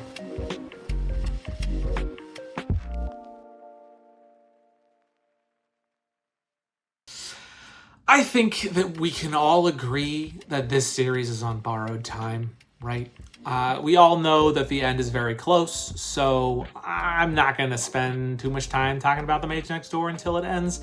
I'll give my full review of the series when it ultimately ends. So in lieu of my thoughts, here are a sample of the reviews I've done for Mage Next Door over 2026.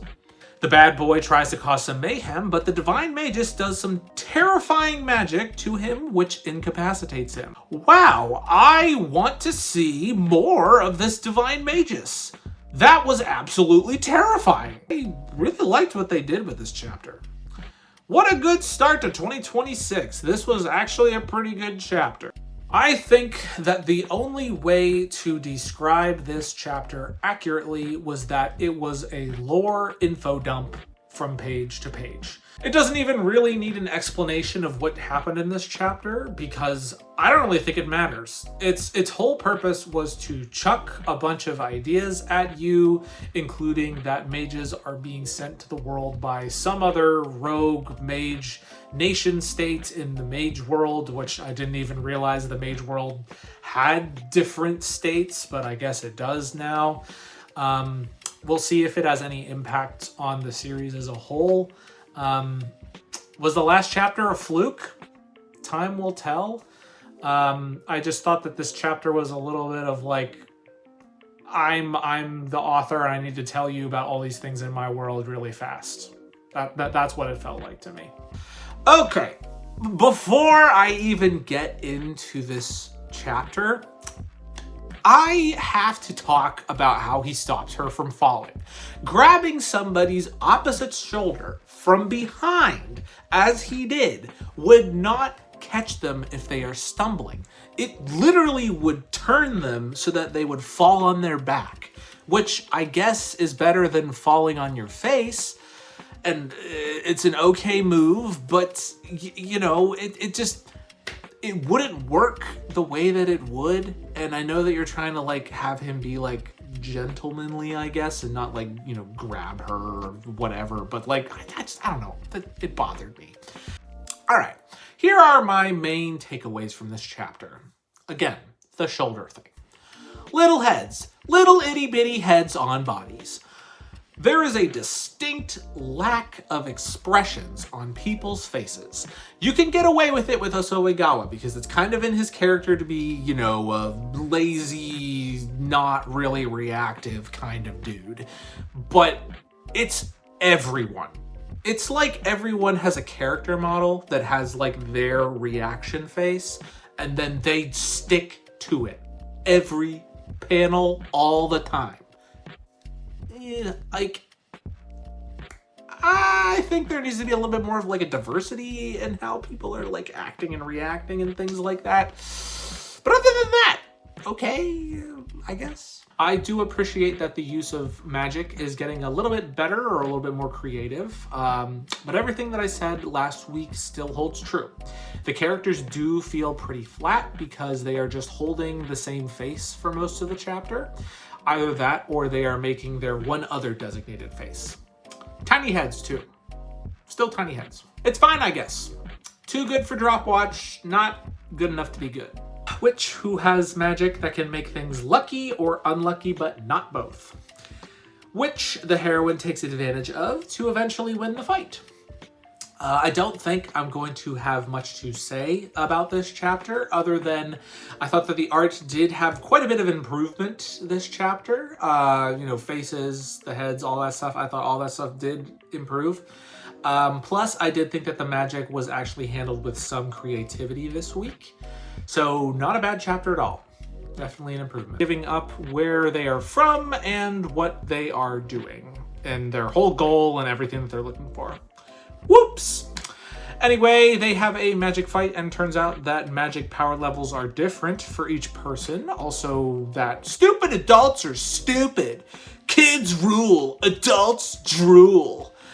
Man, maybe I'm just that stupid, drooling adult, but I just found all of that really annoying. They kept talking, they're like, man, adults are so stupid. They don't know what they're doing. They're just sending us out here. It doesn't help that everyone looks the same, and they all look like adults because of the art style.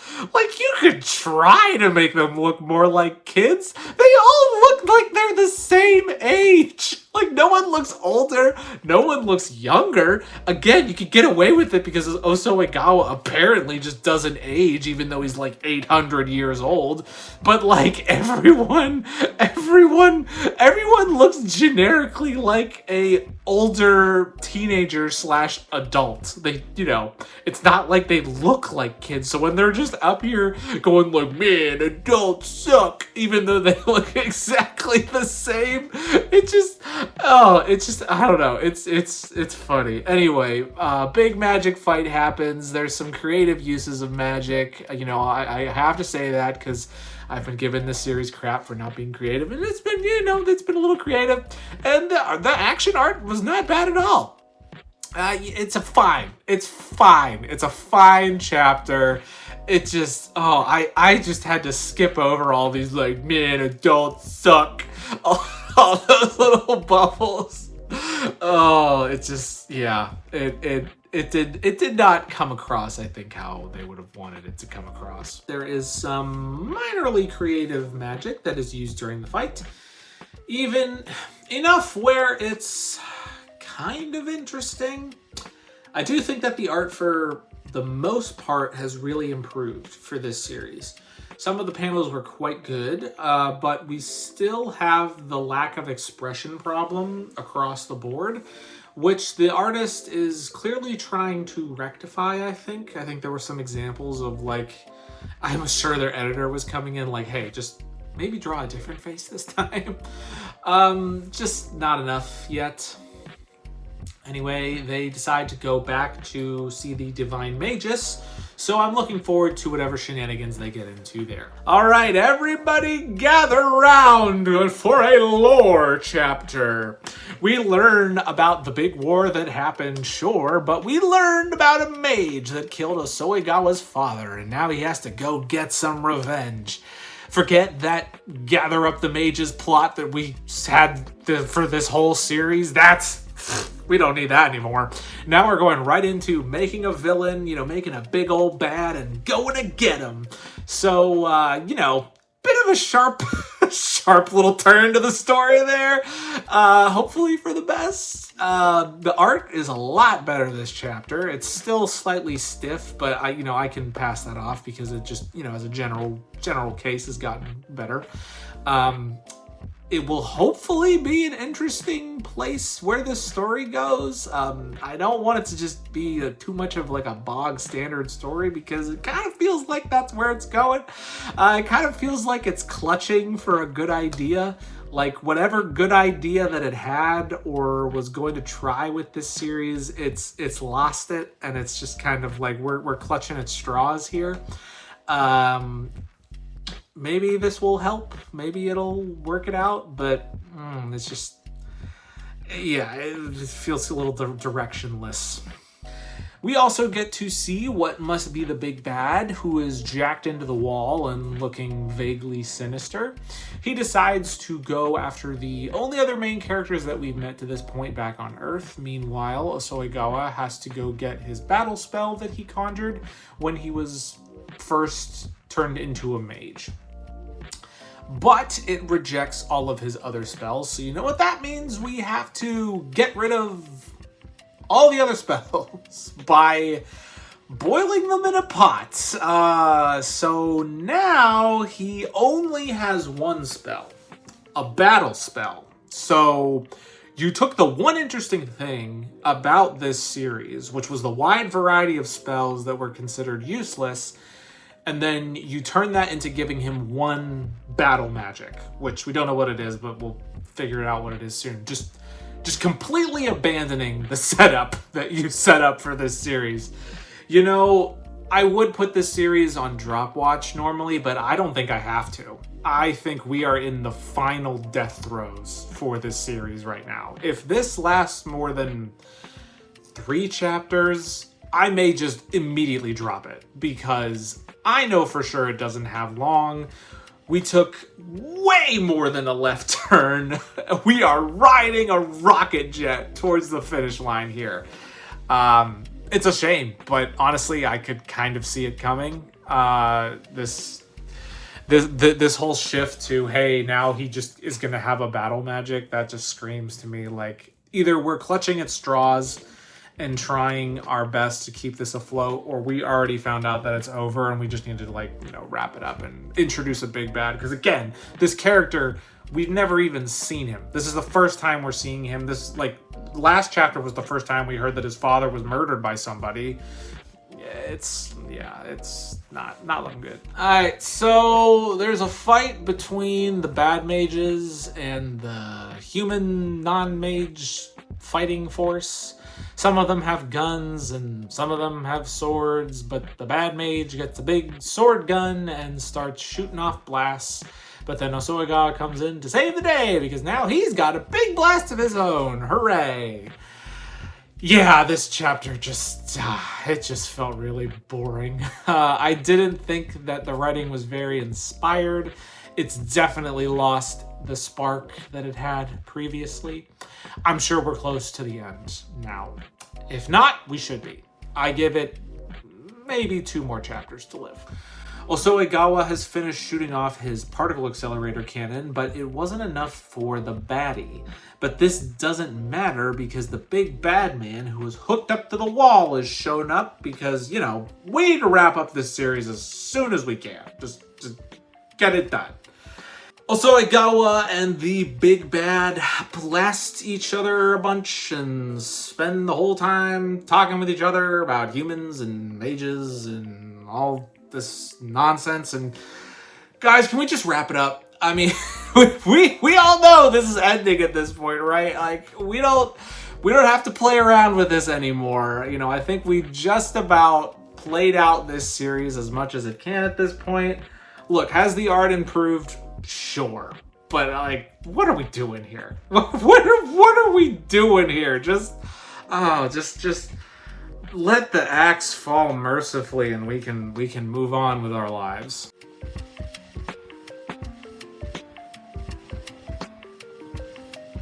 The first of the newbie series for 2026 is Underdoctor, and I find this series to be very promising. The art is very clean, and I really enjoy the character design so far.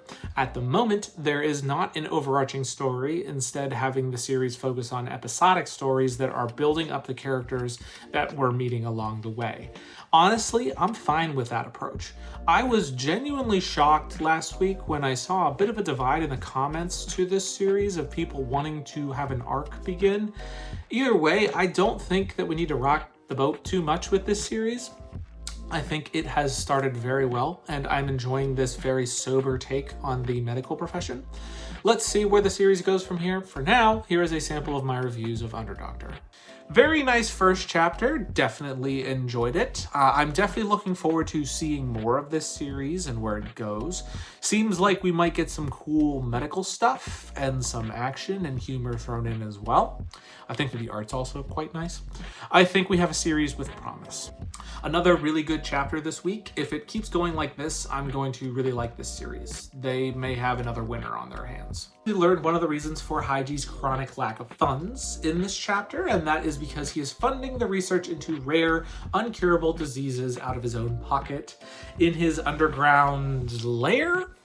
I feel bad calling it a lair because he's not a bad guy, but It's not like a bat cave. I don't know, like a research facility. Again, that makes him sound like a villain. It's like, I know it's like his house, but it's like a full-on lab. Another fun chapter from this series. I like that we are building out Haiji and his motivation for doing the things that he's doing, and I look forward to seeing more from this series. Learning sign language for the win. Another fun chapter. I really enjoy this series. It's a fun read. This chapter was fine this week. Not brilliant or bad, just fine. Happy to see that Haiji is not some like crazy magician god figure who can make anyone live no matter what the problem, and that there will be some level of realism with the series. I know what I'm talking about, like realism. Yeah, what's real with a guy who can literally beat people by like poking them in various places. I get that, but like there is some level of like grounded in reality sort of thing. It was a nice conclusion to the chapter. I wonder if some of these other characters will be recurring characters going forward, and you know, I do wonder if there's going to be like a meta narrative or mega narrative that we're going to be working towards, or if it's going to be like you know, more of an episodic thing. Which again, episodic is fine as long as you keep being able to introduce good characters that I want to read more in. And hey, this eating food faces were just really cute, like that. Also confirmed that Shuli is a he. Don't know if it was just me, but it seemed to me that they were like very purposefully not referring to gender since this character was introduced. It seemed like it was on purpose, but very clearly they referred to Shuli as a he, and would have had reason to believe he was a he, so he's a he. I am again impressed with this series' strict adherence to a more realistic setting and tone, as the seriousness of the surgery is not played down at all. And Haiji's abilities as a doctor are not at all over-exaggerated. In fact, the other time that he performed this surgery, the patient died. And it goes out of the way to say that he's human and he's not this, you know, super powerful being. This chapter had a lot of heart to it, much like this series, so I'm really enjoying reading it. I do wonder if this series can survive in this magazine. Not because it's not good, as I just said, I liked it. I just don't know if like the target audience is like, hey, I'm also into this too, because if you put this thing next to like some of the other things, which is like, you know, next to Sakamoto Days, it's like it's totally different, and it's not what you'd normally expect in a shonen magazine. I really hope that they keep it this way and don't try to be like, oh, let's turn it into a battle show. Like, it doesn't need to be that. I mean, he can fight, so like you can go there at times, but it doesn't need to be like, oh, we have this super big bad guy now. It's like, no, it's just have him go around helping people. I think that's fine. Again, there was a lot of heart in this chapter. You can feel that because of the life and death nature of the work, it can be hard on someone's mental state. Even if you do have the power to see where and how people are sick with things, it just is still hard because, you know, it's medicine. Sometimes things just happen. One small little factor can change everything, especially when you have no way of predicting it. It doesn't seem like it's going to be a big fight anyway, and I'm honestly hoping that it isn't, and this is some kind of fake out. He's gonna be like, oh, my best buddy, why'd you do that? Yeah, that's my hope anyway.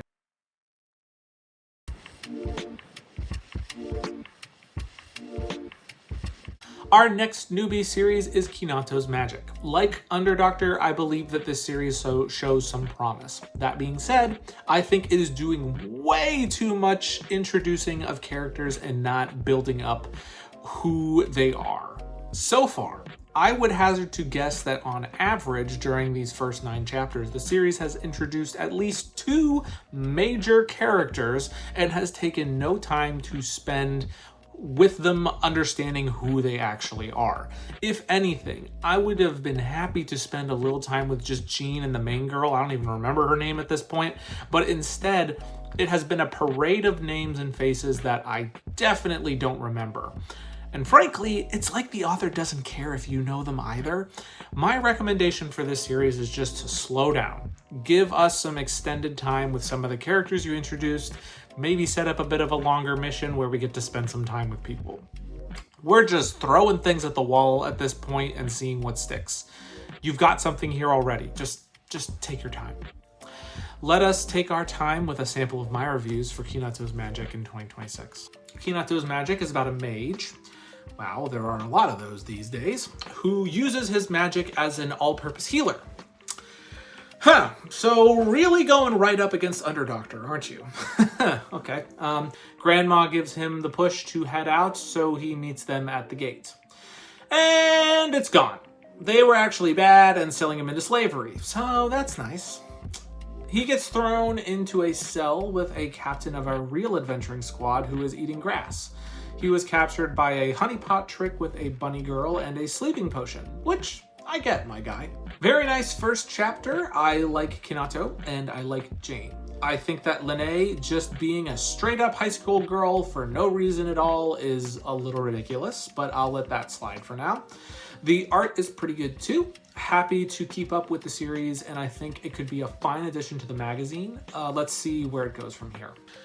You know, I really like this chapter. They keep adding characters and I find myself enjoying them. Also, the art is still really good and I think that the humor is pretty good too. Like a 95% hit rate, which is pretty good. Looking forward to keeping it up. Lene is a gambling addict and immediately buys lottery tickets upon coming into town before Jean shows them to the guild. It has a false front because the real building is a bit shabby. Honestly, I didn't think it looked that bad. They could have just used the normal building. I mean, it was a funny gag. It just, you maybe make the building look a little worse. Because I was like, okay, they look the same. Of the Iron Fangs also show up. Kaminagi, who is a sexily dressed lady swordsman who is off the market, fellas, because she's into the ladies.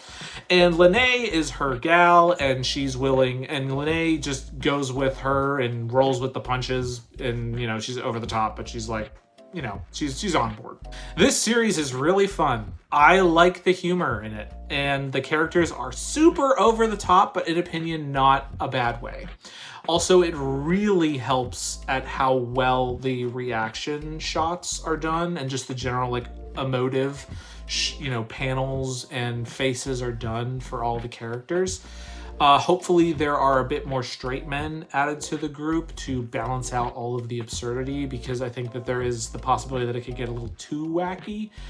All that being said, though, it's a very fun read. I do enjoy reading it. Kinato introduces the concept of having supports in a party, and saying that even though he can throw dodgeballs, if you really want to use him effectively, you have to use his support abilities to the fullest, which honestly is fair. Then he uses his magic on her and she, feels like she is taking a bath, and we get to see that visually. Look, I know that early on in a series is a really nerve-wracking time. But this level of fan service is not needed, my friends. You have something good going for you so far. Don't be that worried. Just don't be that worried. You're doing fine. It's looking like a fine series so far. I'm glad that they just might shift the focus back in this series on him being a support and how his support abilities will help everybody around him, because honestly, that's just, in my opinion, a better way of going about things with this series, and there's just more interesting paths available to you as opposed to having the typical shonen protagonist route of having, big strong man do strong things. And, keep up the good work. Stay away from too much fan service, okay?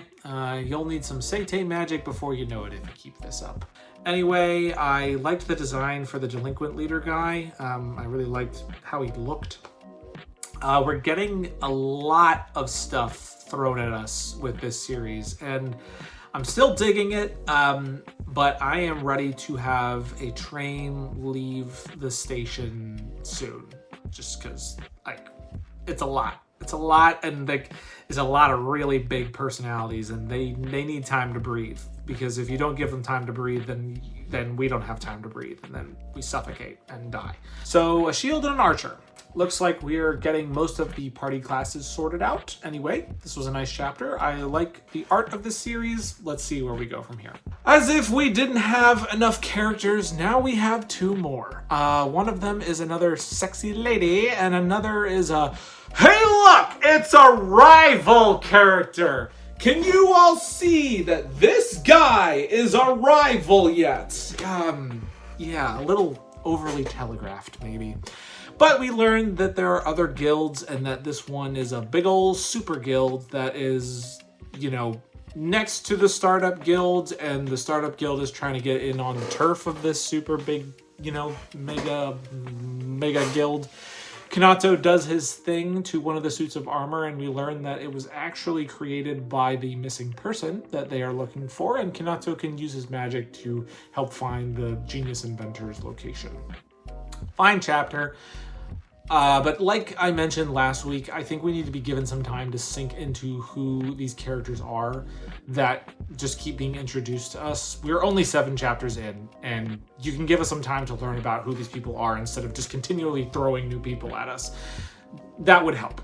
It's not completely overwhelming. It's just everything just feels very surface level. And there's been some characters that I've really enjoyed. Like Jean, I wish he was still around. We don't see Jean at all. Weird Princess Night Lady, she was fine.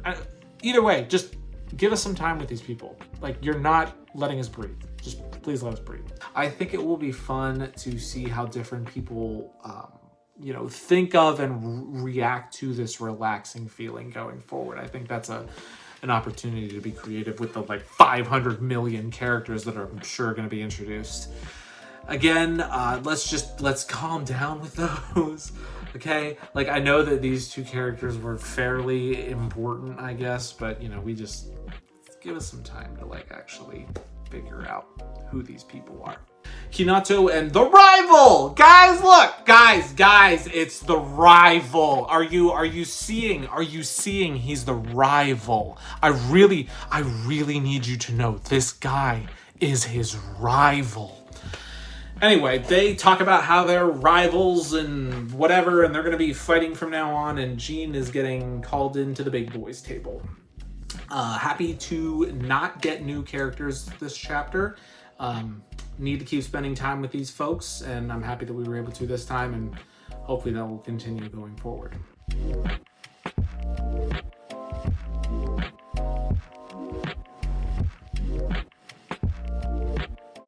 This series needs to be as crazy and as stupid as possible. I wasn't sure what to make of it at first, but if this turns into a big old WrestleMania fun time, then I will be fully on board with it. The worst thing that this series can do is be boring, or just be a typical Shonen Jump thing. I need stupid wrestling moves. I need crazy names for attacks. This series needs to go balls to the wall, and if it does, I will be very entertained. If it does not, then this series does not have a long stay in this magazine. For now, that's all I can say about it. Here is a sample of my reviews for Alien Headbutt in 2026.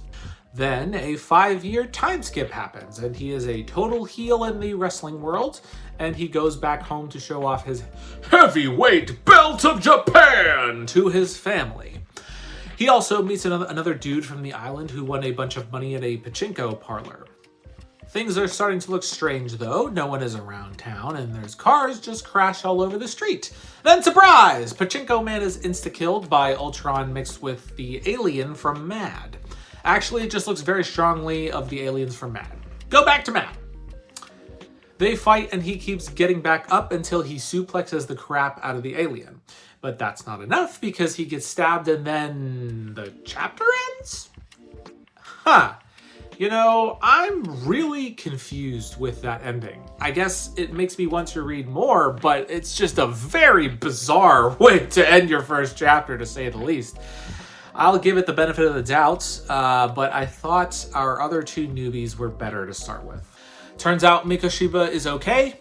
No problems. Stabbed through the chest? Who cares? He wakes up in a convenience store with a little kid who is total sidekick kid material. like short round. He's like screaming short round. He gives him the lore dump of how the aliens showed up, killing some, abducting most, for reasons unknown, which gives our main character hope that his family is still alive. Then 3 more aliens show up, and they immediately get whooped because the main character, I guess, just got a big power-up when he was sleeping in the convenience store. I have no idea what this series is. I don't know what it's going for. It's pretty strange, and it's like it's trying to be like super metal and like this really heavy wrestling influence, which again, that in and of itself is fine. I don't dislike it, but it's a really odd read, to say the least. Nowhere close to, I mean, it's 2 chapters in, so I wouldn't be even thinking about dropping a series this early unless it was really bad. But it's nowhere even close to that. I think it's fine. I think it's something different. It's been something different from 1 to 2. So I'm just, we'll see where this kind of thing goes. It's, yeah, bizarre, but not bad. Another alien shows up, a different one this time. The panel of his hands appearing was pretty creepy, so I gotta give it that. This alien is tough though, because it cannot be suplexed, which is bad. Shirokiba is on the ropes and getting bitten when he tries to stab it in the eye, but that wasn't enough. So he headbutts the dang thing, and then it works. So let the fight continue. You know what? I am getting the vibe of this thing now, and I am digging it. This is just a big, stupid, occasionally scary wrestling match, and you just gotta get on the vibe train. And you know what? I'll get on. Let's go. Stupider the better. I want to see elbows. I want to see suplexes, RKOs. Bring on the metal chair. This series should be big. It should be loud, in your face, and not following any rules. If it does that, I am in. If it chickens out, I am out. Because it's silly. And you know what? I'm getting that now, and I'm here for it. The fight ain't over even after the first alien headbutt, and Shirokiba looks like he is on the ropes because his enemy is bigger and stronger than him, but that does not mean that the fight is hopeless. No, sir. Instead, Shirokiba just needs to run to the ropes to prep his ultimate finishing move, something he calls the Avalanche Brain Buster, which is basically throwing the alien off the roof. Yeah, just lean right into that wrestling stuff. That's what I'm looking for. Fun way to end the chapter. Hold on, this wrestling match ain't over yet. We need to have the double death pull finisher. And now it's done. He's covered in blood there at the end, until he's not. The parasite that went in his body patches him up, and we're ready to move on. No point standing around. He decides to check out where one of his sisters worked and finds her in a cocoon. This time he is going to have to take out the flying beasties. Let's see how our wrestler is going to take care of this one. As I thought, Sidekick's going to be sticking around for a while. Yeah, this is just wrestling silliness. Mostly a setup chapter. It was okay. Nothing too great. Kashiba starts off the chapter with a bang by power bombing the flying alien, and it's a double team in the ring this time. We have the grappler and the sling thrower playing both angles. But then some sort of sonic attack appears and blows a huge hole into the slinger's side of his body, making him lose his arm and most of the right half of his body. Things are looking pretty grim when Mikashiba notices that it looks like the alien has the same parasite that cured himself earlier on, so he is going to try to use it to save the slinger's life. And now he doesn't have to think, so that means fun fighting is on the way. Silly and fun again, just like the series needs to be. So I realized that I've probably been saying this guy's name wrong past few chapters, or maybe I haven't. I don't know, but Shirokiba is going one-on-one with the Sonic Blast alien and goes into the woods, but that's not going to work. So he goes back to the original ring and grabs 2 of the tower defense aliens and uses them to perform an alien headbutt to bust the other's noggin. Wow, we got a title drop already. This episode was fine. Some wrestling talk, but not enough wrestling for me. Doesn't really help me with the gag I want to do, which is doing it in a fun wrestling voice. It just was kind of like a bog standard sort of shonen thing, which I was like, meh.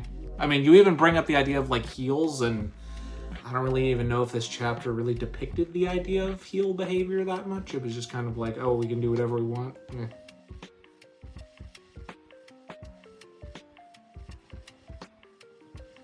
Oh, hey, remember me?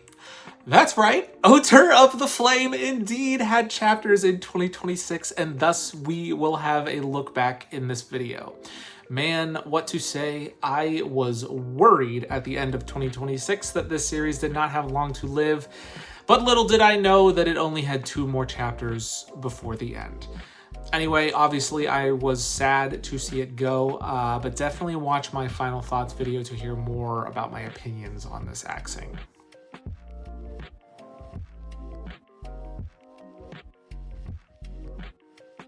Look, I only read 1 chapter for this year. It wasn't that great. This series wasn't that great. Isn't that great? It's still going somehow. It really doesn't deserve any more words or attention, so check out my final thoughts to hear more on this series, but I mean, you get it, right?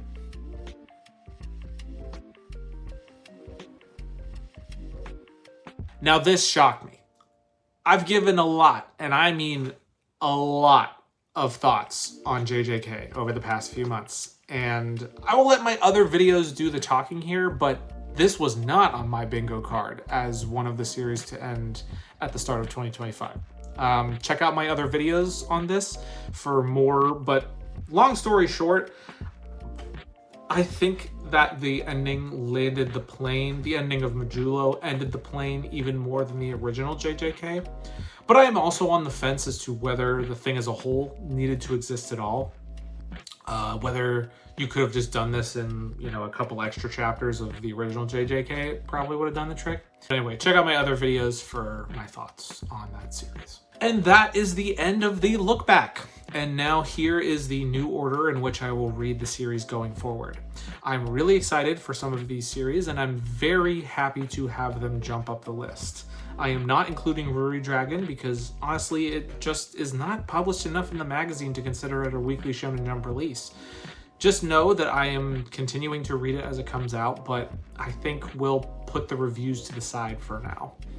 Thank you all for watching. I can't wait to keep seeing you in my weekly reviews, and I will catch you again at the end of June.